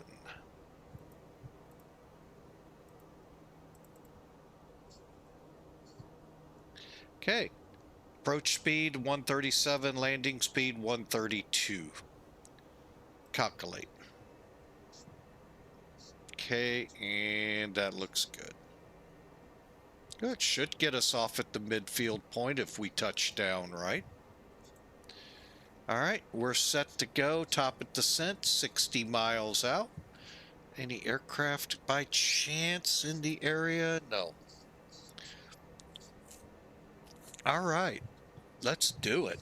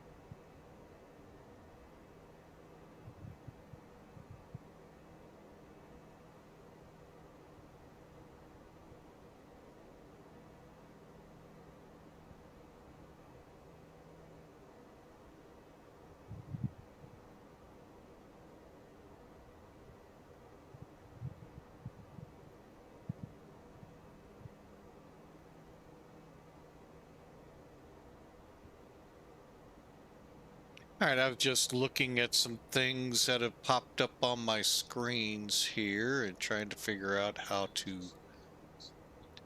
if anything,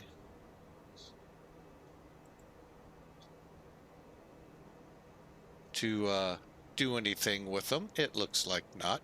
So, hope you all have a great day. Enjoy the ad-free viewing, and we should be on the ground here. Oh, let's see. 20 minutes.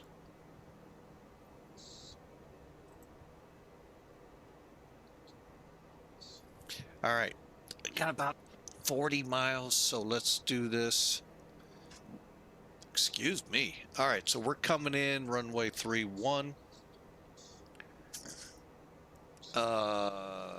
Performance set. Flight plan wins. So what we'll do is click here. Access. Now, hopefully, there are some wins out there on SimBrief for us to use.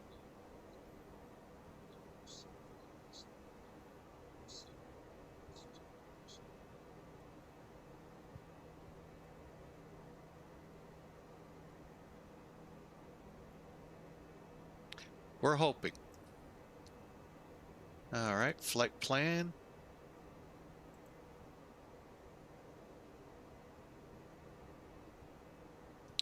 We're ready to go. 20 miles out, we could technically start our descent. All right, and then once we get below, say, around 25,000-ish feet, we'll kick the seatbelt sign on and begin all-out setting up.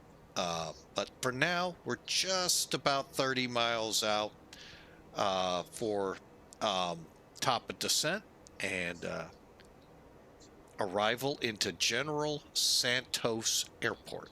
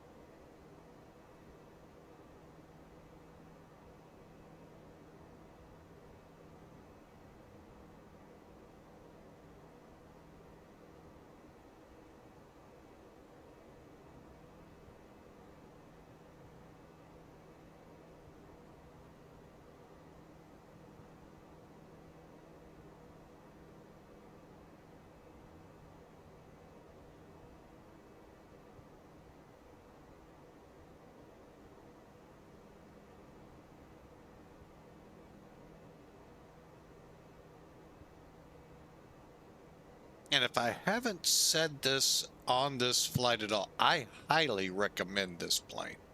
I'm just amazed at what all's packed into it. It's ToLiss, folks. It's like PMDG in that other world. It's not expected, but boy, they pour it into these planes. And boy, do they do a great job. It just amazes me. And like I said, I highly recommend it. Put this in. This aircraft in itself. I thought you would. I thought, Matt, you would like what they've done. If you were able to, sometimes you can catch the caterers showing up. And what they've done is amazing. And if you're not at a jetway, there's an air stair and a bus that shows up. So really cool. Sorry, folks, for that. Shuffling, my ear had an itch. Yeah, they've really piled in some great stuff. By the way, folks, the aircraft we're talking about is comparable to, if not better than, the PMDG 737-800, and it's free. Cost of admission to X-plane, which is not all your arms and legs. It is very affordable, the way a flight sim should be. All right, we're at top of descent. Let's bring her down.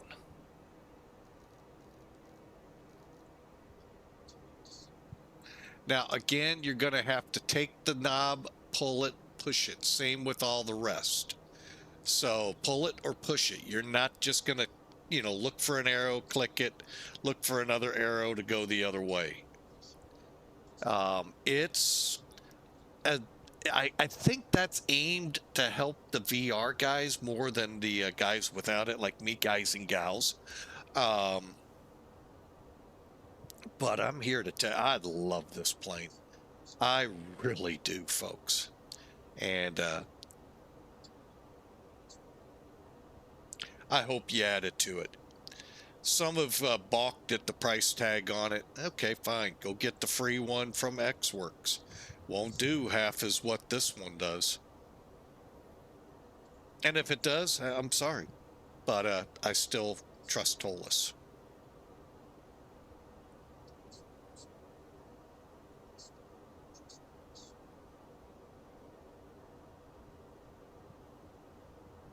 So really paying close attention to ToLiss. There's a lot of rumor out there, and I'm hoping true, and looking forward to it if it does come. So that they're working with Flight Factor, hopefully on a couple of projects, but for sure one. All right, we're on track for our descent. How you know that? Very simple. On the nav display, you should see a green dot just above that yellow line. If it's in between them, you're right on the descent profile. Right above it, you're a little high, but it will probably adjust as the speed adjusts. But yeah, we're descending for our arrival. Speaking of which,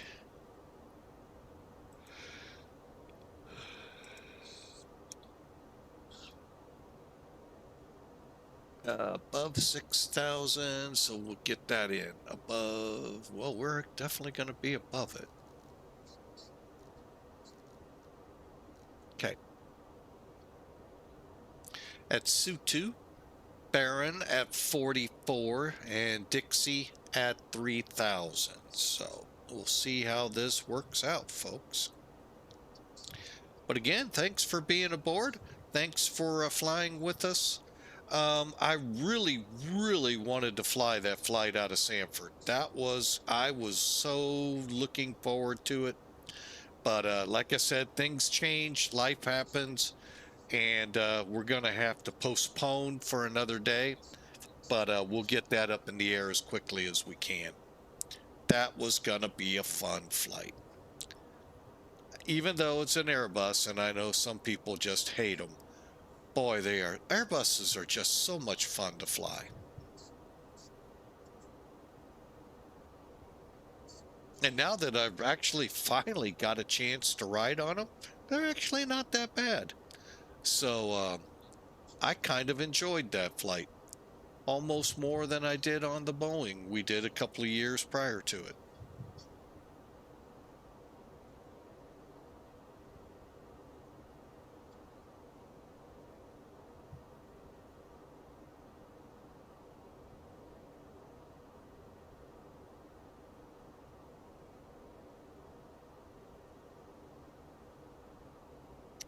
Exactly there, Matt. Well stated. It was such an awesome aircraft in X-Plane 11.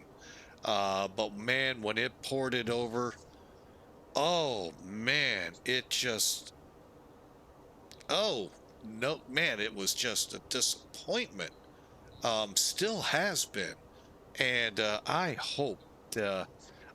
really hope the rumors of ToLiss working with Flight Factor are true, and we're going to get 2 dynamite Airbuses out of it. If not, yeah, hopefully Flight Factor will pour some love into those 2 instead of 7s. So, or with their 7s, I should say, because that aircraft needs a lot of love too, I've heard.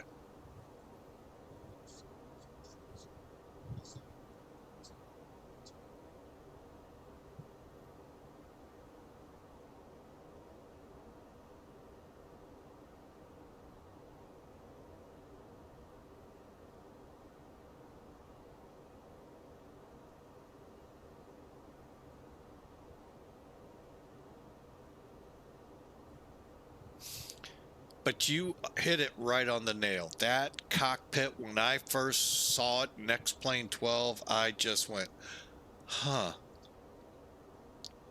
You know something, though? Those 2, you are right, look old. But I'd fly those in a heartbeat over that 777. I've heard there's just so many buggies in it that I really hope they pour the same love into that plane as they have into their Airbuses, because, oh, now, first off, let me back all of that up to say, I am highly impressed with Flight Factor in that 767. I don't have the 757, so I can't show the love there, but boy, what that 767 may have an older looking cockpit, but I'm going to tell you, through every beta, through every change in X-Plane 12, that's been my go-to plane for him. That plane has never had any troubles. It has been phenomenal. Could it use some love? Very carefully put some into it, because that aircraft may not be able to do like the inits that we're so used to now in these aircraft and all of that, but it has not failed me one time. The A320 fails me just about every flight right now. And I know they just recently updated it. The A350 failed me once. Great customer service. I'll give them that this time around. And we got the issue fixed. But boy, that plane, just some love put to it would be, oh my, as comparable to this ToLiss A330. And the 767 has never failed me in X-Plane 12 since it ported over. And that was pretty close to when X-Plane 12 started. That plane has made it through each update, has come through. Now, granted, Flight Factor was updating it there for a while. It has done flat out amazing. And I'll tell you, the 767 is a downright awesome plane with them. Now, I've heard problematic with the 400, but the 300 and 200 that you see me flying, I don't usually have a problem. If I have a problem, it's right now that I don't think it's the gauges aren't going up enough. But I can work around that in an easy heartbeat. Not a plane that crashes to desktop on coming off a runway, or some of the, oh my gosh, the A320 has given me so many problems. One time, the EFB just flat out wouldn't come alive, and you couldn't load the plane. So, and, oh well. But the 767 from Flight Factor has been one of those go-to planes that I can count on like I can Zebo. Now the 400, I've heard of a couple people having troubles with it, one being Hawker. I don't know what he did to fix it, if he fixed it, but I'm not trying to knock the 400. I don't have it, so I really don't want it. No offense. I like the 300 and the 200. So, but I've been also teetering with getting the 757. So,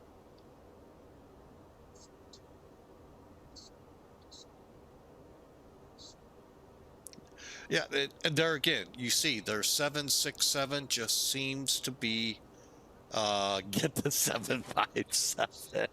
It's so good. I had a feeling you had it.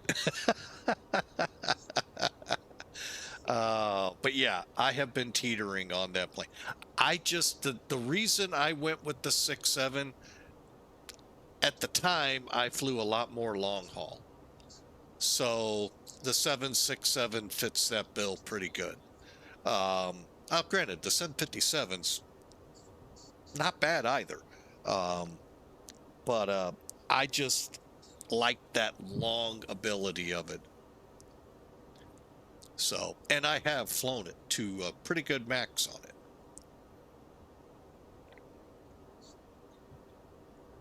Like I said, that plane has just been so rock solid with flight factor. I wish whatever they did with that plane would spill into the 320 and the 350. Why it can't, I don't know.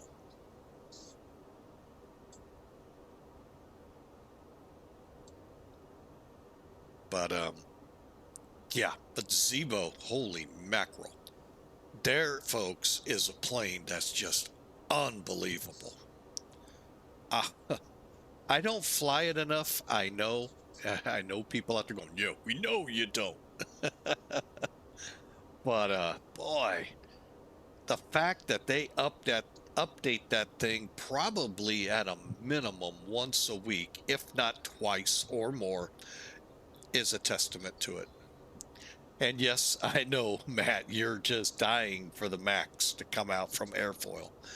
You know, the more since that email or that transmission came out about airfoil, there's been a lot of backlash against it. I hope all of that's not true. And I hope that plane is outstanding.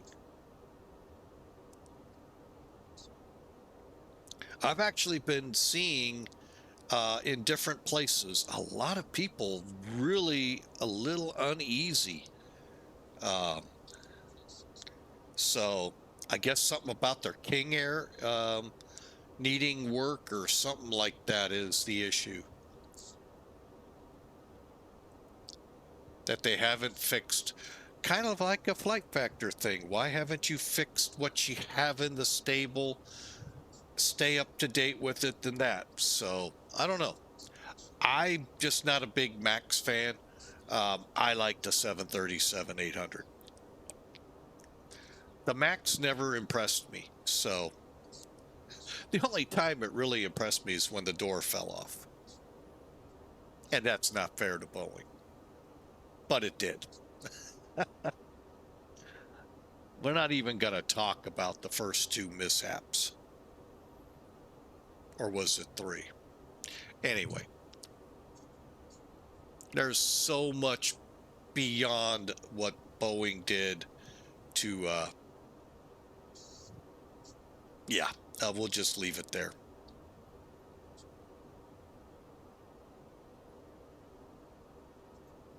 All right, we're getting ready to come over MELBY, and we're doing pretty good on this approach. We'll get back into the flight now. Here we got to be above 10,000. I think we can all agree.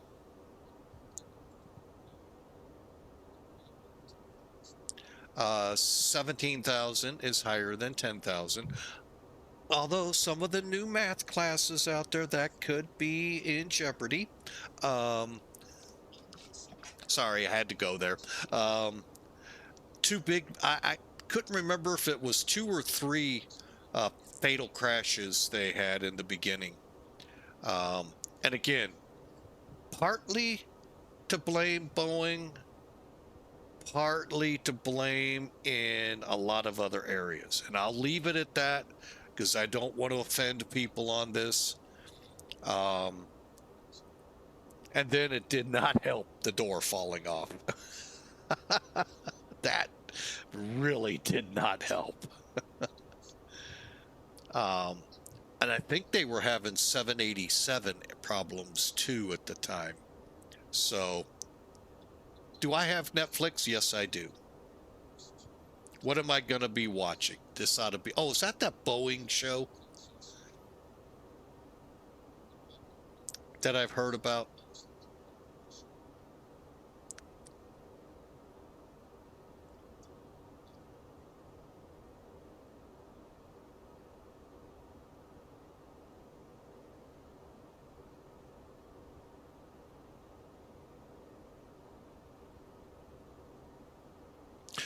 That's yeah, I've heard. I didn't know the title, but I knew something like that was out there.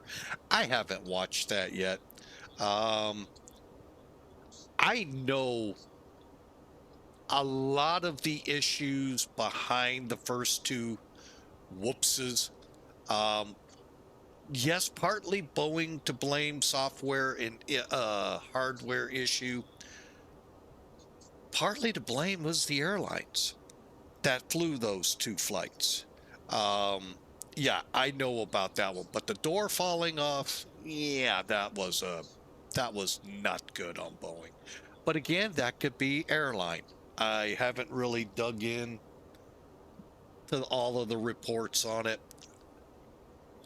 But yeah, the first 2 big boo-boos that happened with the Max, yeah, were air crew training. On top of some software issues that were discovered then.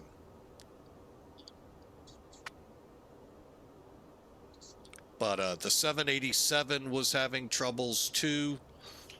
I'm not sure which version, but one of them was, if not the whole program. And then the door fell off. I can't even imagine. I can't even imagine being a passenger and...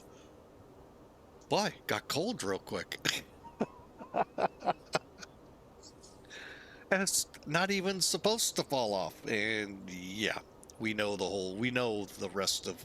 Well, we don't know the rest of the story because it's still under NTSB wraps. Okay, push that button in. Are we still with 10-hour-old? Yeah. Okay. All right. Yeah, I know. I've watched a couple of those kinds of shows, and they don't dig. I watched one on Malaysia. Still trying to blame the pilot for suicide on that one. Well, if that was the case, you would have found that aircraft a lot quicker. So, suicide or whatever you want to call it. So, until we get the full picture, and the good thing is, in the 2 that mishaps, we were able to get a lot of the data. Malaysia, we're not, and never probably will.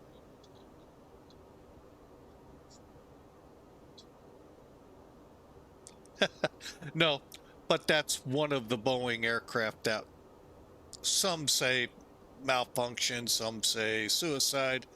This one show, that's the angle they stayed on, suicide.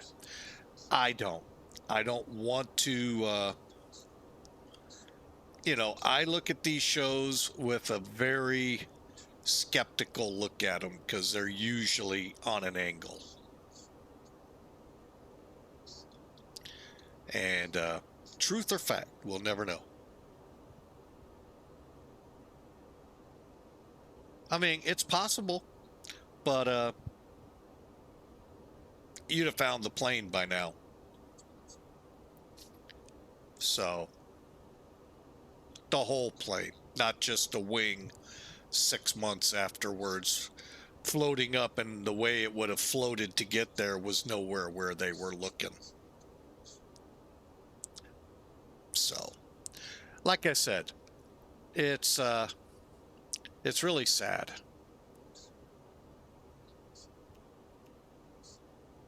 Oh, we never turned the lights off, but let's get the seatbelts back on.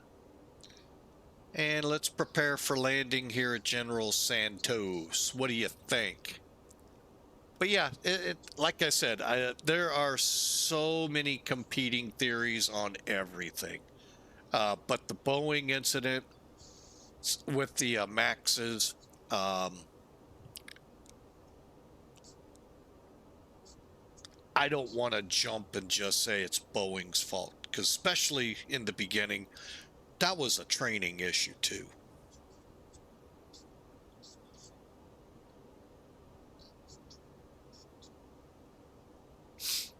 I mean, that would be analogous as saying, well, what happened in San Francisco with A&A crashing? That was a Boeing problem.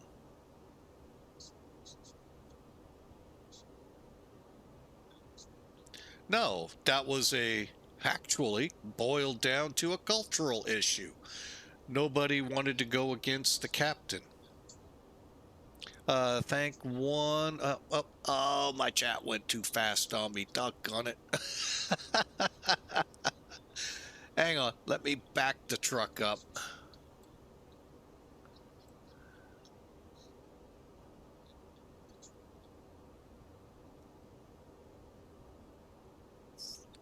I hate when... There we go.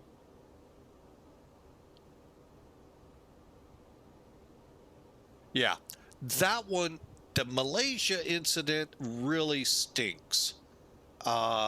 Especially when that wing washed up where it should have never washed up, where they were searching. And that was disgusting. And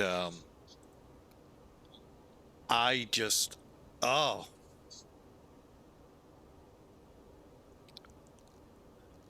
Okay, 4. Let's just take it on down to 3. All right, so yeah, to be a family member, that's just heart-wrenching what happened. Not to say we haven't had pilots commit suicide that way, but there is really no indication of that. But for TV folks to get ratings, to jump on that bandwagon is just so sad. And we're going to probably never know. That's the even worse part of it. We're probably never going to know what happened to that plane. You're in 15,000 foot waters, I think someone once told me. Oh my gosh.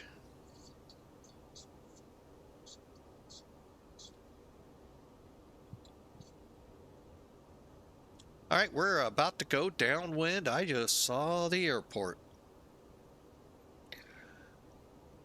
All right, let's see here.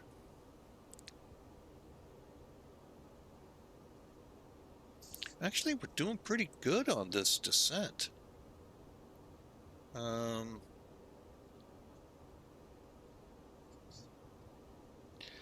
actually going to take over speed.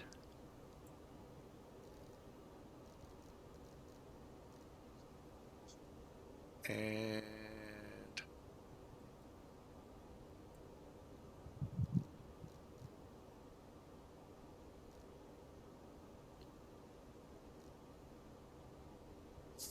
there we go. We're about ready to make the turn. We'll be downwind. Let's see if we can see it. Right there's the airport, folks. About to go under the window rim. Don't even think. Oh yeah, we can see it from here. Looks a little different in sim than it does on the picture on NavGraph.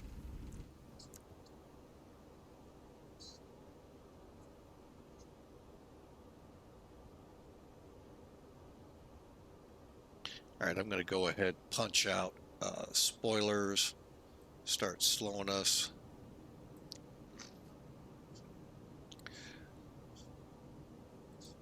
General Santos traffic.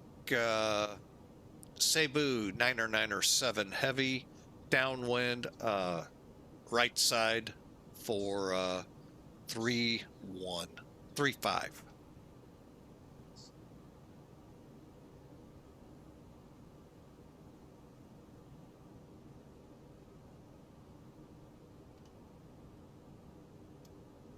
Okay, what did we call we were doing over here? Brakes low. Low as you go. Well, then we will go low. Dry runway. Wow, I did not understand that switch. First 4 flights with it so far. Wow. Looks like we're gonna have, let's see if we can't get into groove here.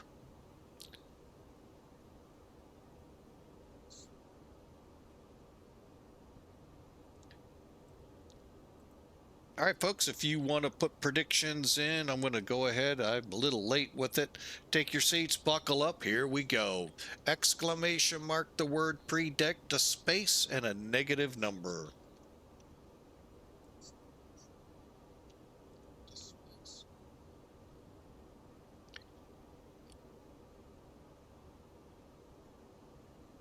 All right, we're going to go ahead.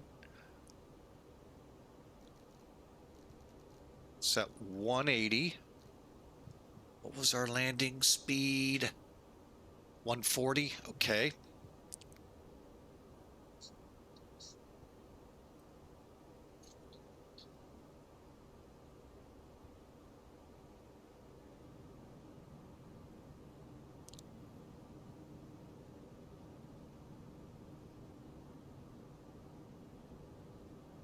And RNIP will put us at 2400 now.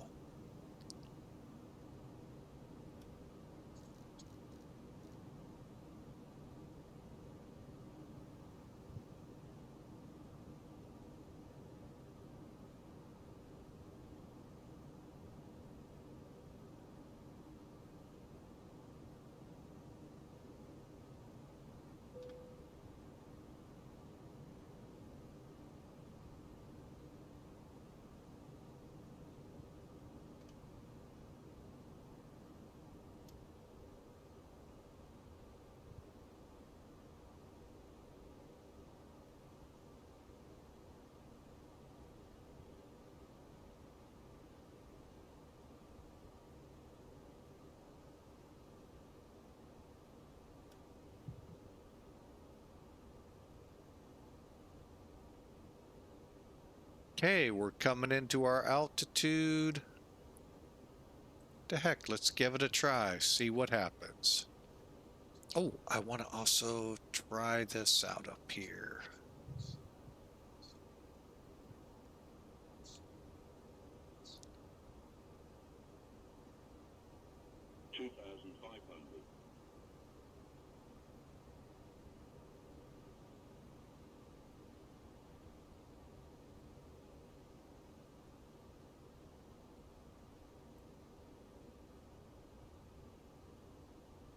Nice clear day to give it a try.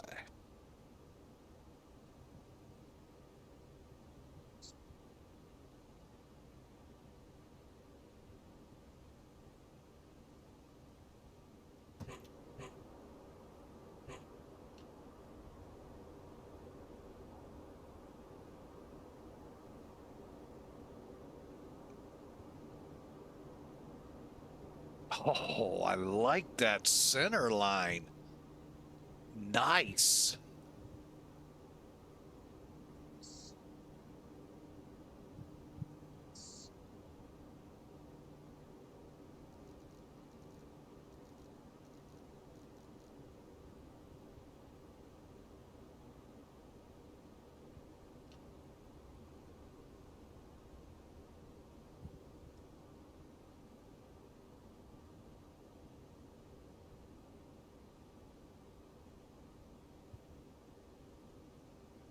Okay, flaps full, spoilers armed, brakes set. We don't have a brake van. All right, let's give this a try.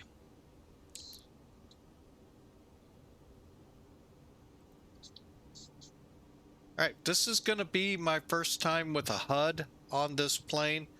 I think there's a background that goes to it, or is it the Z? One of the two, Zebo or this one, that helps with the glare.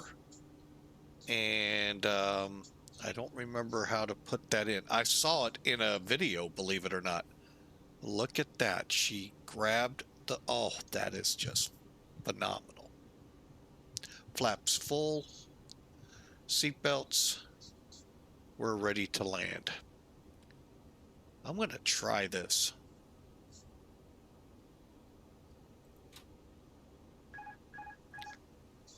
All right, General Santos, traffic, Cebu, 997 heavy. We're about a 7-mile, correction, 3-mile final, 3-5.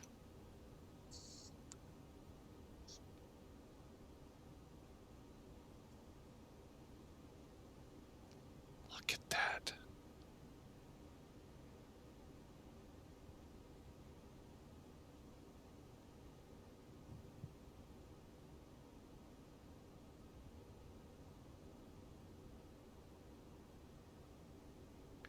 That is just outrageous, folks.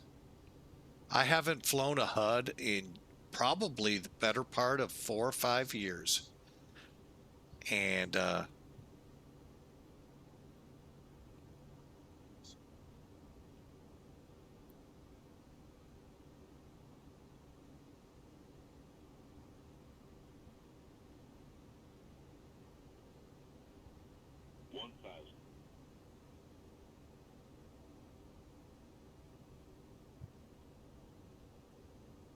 well, unfortunately, once you start, I am going to be committed on this approach. So bear with me. I'm stable. In my mind, I know in yours, you're like, you're not stable. 500. 100 above. 400. Minimum. 300.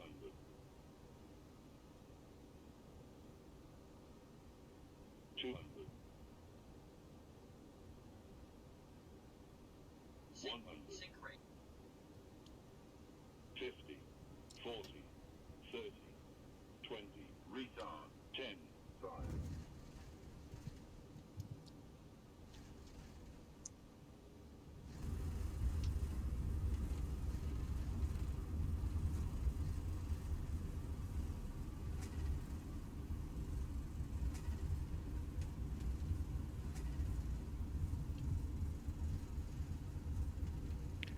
Huh.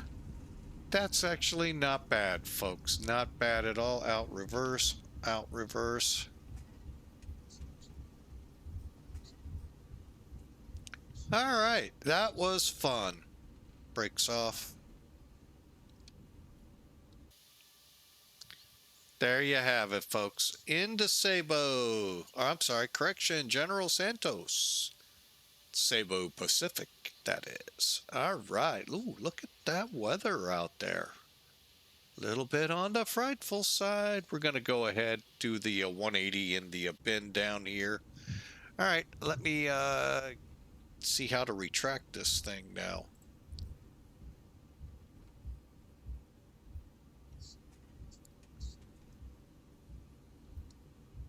All right, that was kind of interesting. 373 feet a minute, not bad. Not bad at all. All right, so I hope you enjoyed, folks. I wish we could do the second flight, but unfortunately we just don't have the time needed, and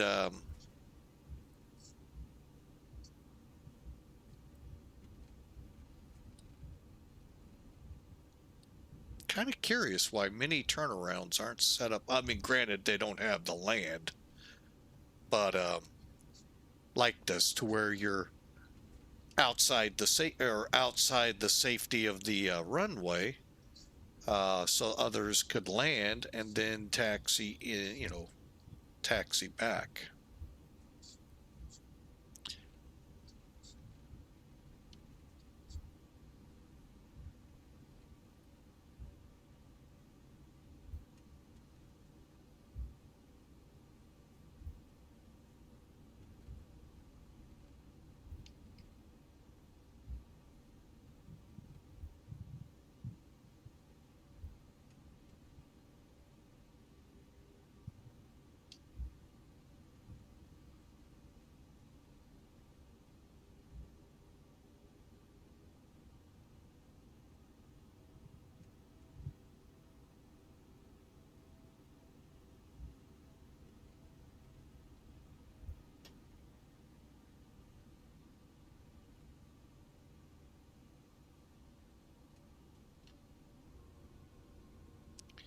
All right, and we'll disarm the spoilers.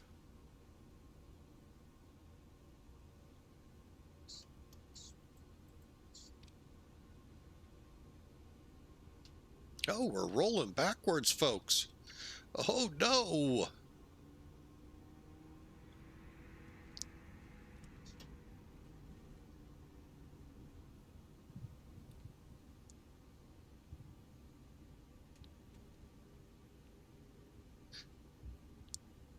Yeah, that was too early of a turn.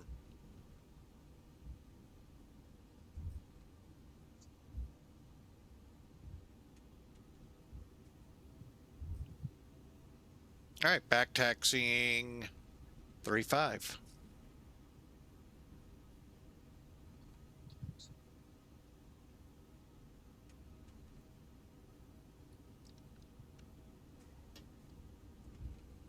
Let's see what else is out here. Looks like that's about it. Where he went to doesn't have a flight plan, so he's super secret out there. That was pretty interesting with this. While we're taxiing.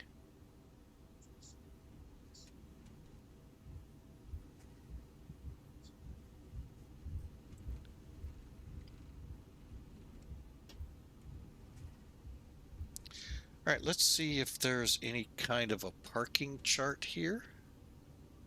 I'm doubting it. Seriously. Yeah, there isn't. Okay. Actually, that third entry, they don't. Oh, there is a jetway, believe it or not, folks. There are a couple.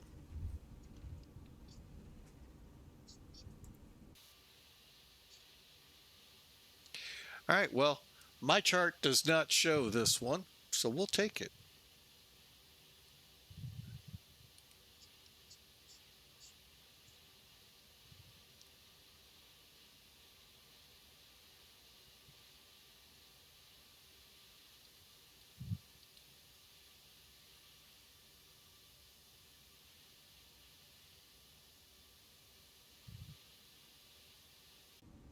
All right, now let's go up here, kill.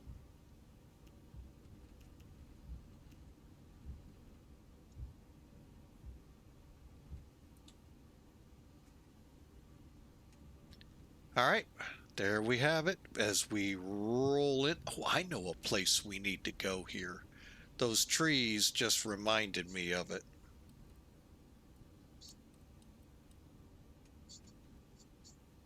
Pasto. We need to do that again. See if any of these scenery changes affected there. Okay, flaps open, start it up.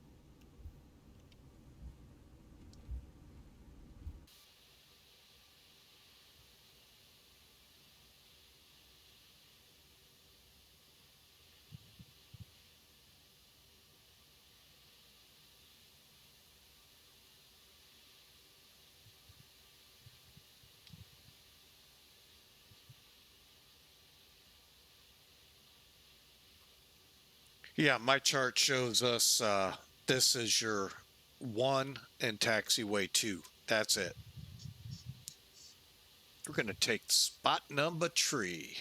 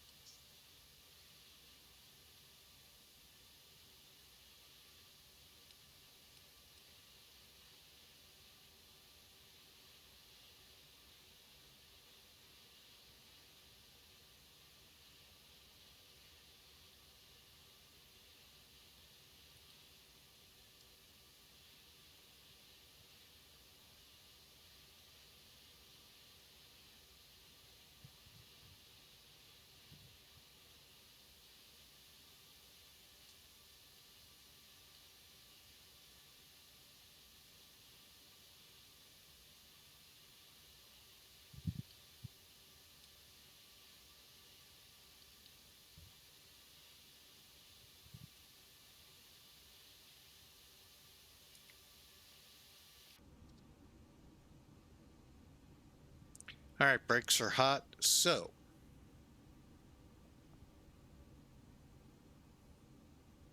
APUs available.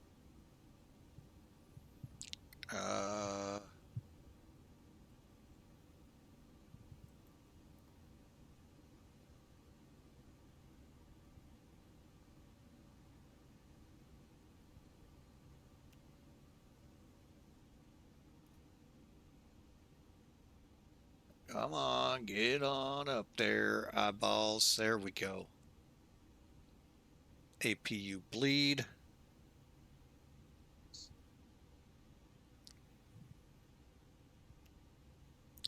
All right, welcome in, folks. We are on the deck here at Cebu. Oh, I'm sorry, General Santos with Cebu. Beacon, first off.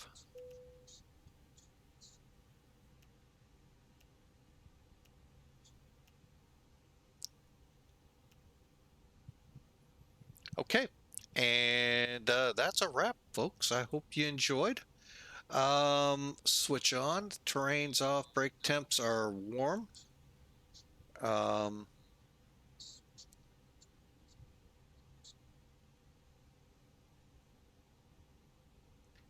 go ahead.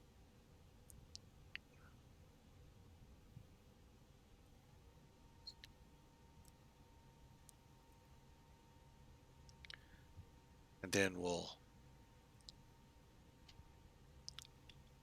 that way we can cool the brakes a little better.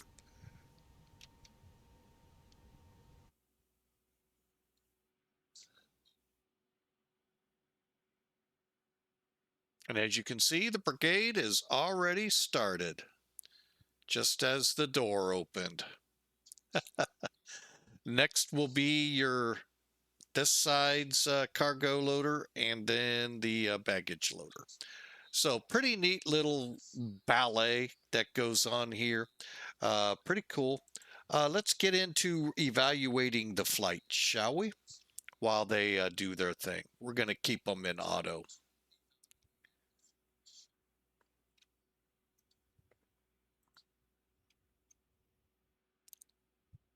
Okay, and then the baggage loader will be last over there. I don't think the trucks will show up, but we'll see. But anyway, let's take a look. First off, with the airline, 36 feet a minute. We'll take it. Transponder. What?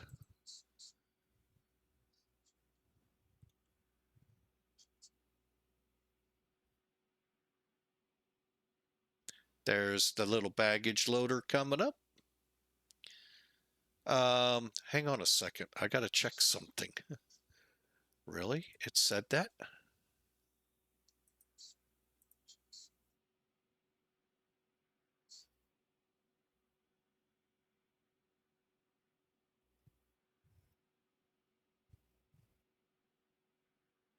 Huh, not sure.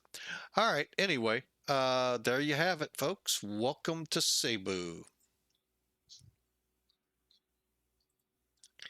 Okay, let's take a look at, well, I'm going to take a look at Elevatech. We were marked in at 299 feet per minute at 138. Folks, that's the landing speed. That was actually a pretty fun flight. Now, I did earlier see a flight headed over to Paleo. I know this. It's a big World War II battle that happened with carriers. Paleo. Anyway, we could maybe venture into that, but let's take a look at Sim Toolkit. All right, and yes. All right, 373 feet a minute. Beautiful flight down, mostly autopilot, so details, details, details. Hour 52 minutes, 560 miles, 8,100 kilograms of fuel for a 1.3, call it 1.4 G landing. Not bad. 373 feet a minute. Metrically, the additional that come in with this program, everything looks really good, but the thing I like is where did we touch down? You know, you can do all the great metrics, but if you don't have that landing spot, folks, if out of curiosity, huh? Yeah, that one doesn't have the third taxiway either. So, and that's a real picture. Um, so without this is without context without this. All right, so here's the landing. That's your threshold. You aim to touch down here. Now I can already see we were off. I knew. Oh, here come them hiccups again. Yeah. 16 feet off, 1,900 feet down. Not a bad landing, folks. The landing zone ends right up here. And you can see how they actually don't even have jetways here. So, all right. So, with that, we'll go ahead and do some rewinding here and see how this thing flew.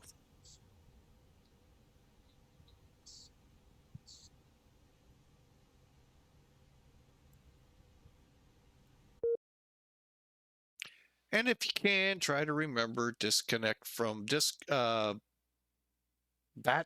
before doing this. Otherwise, and one other safety note, folks, make sure you disconnect, you file your PIREPs and all of that, because it can affect your PIREPs with certain airlines, as well as some of your flight tracking programs.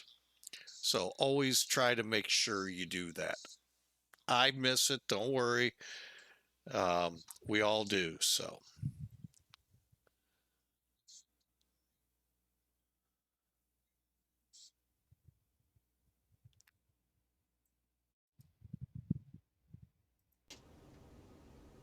Let's see if everything closed. Oh, good. We did this once and everything was wide open.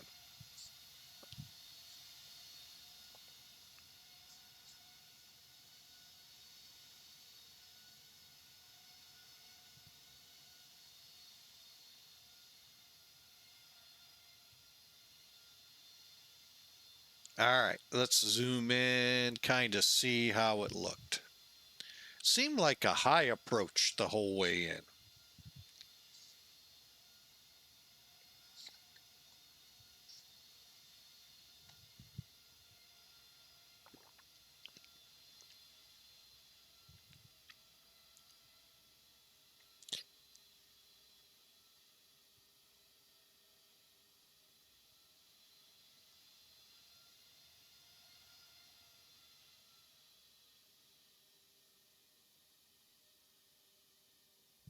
A little rough.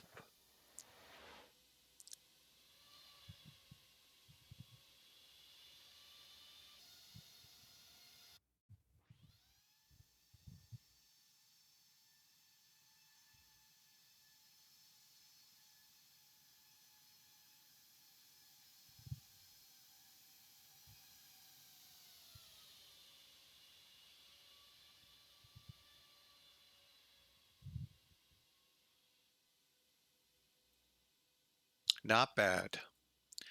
Let's take a look at our passenger views.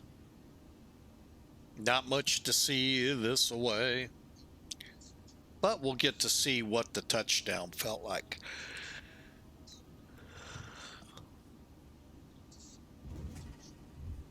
Actually, that wasn't all that bad.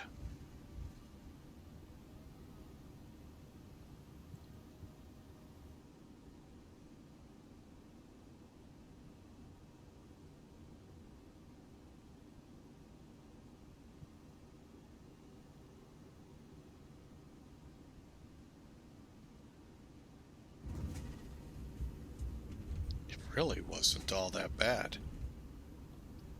That seemed pretty good to me. All right, hang on, folks.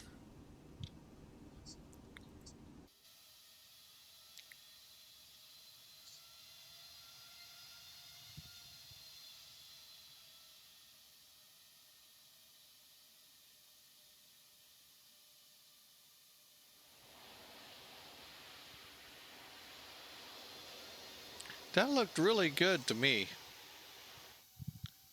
So, all right, let's see what the tower saw, and then we'll wrap it up.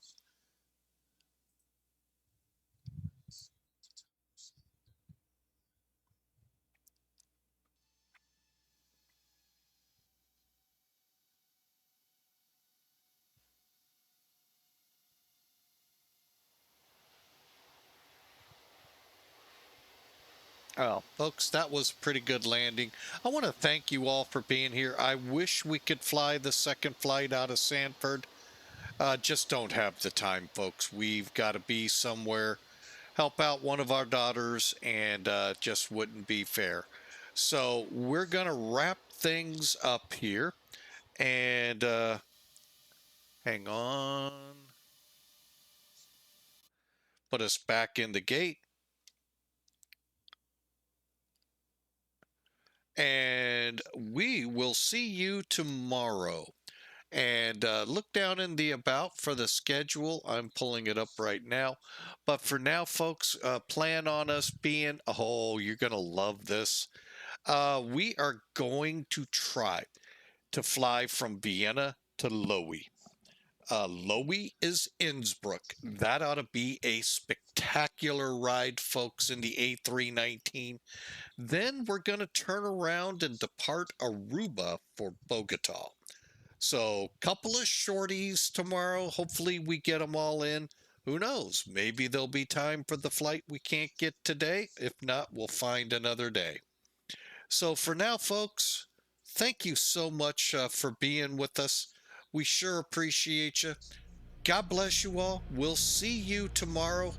Plan 11 o'clock Central Time. That's 1700 on the Zulu clock.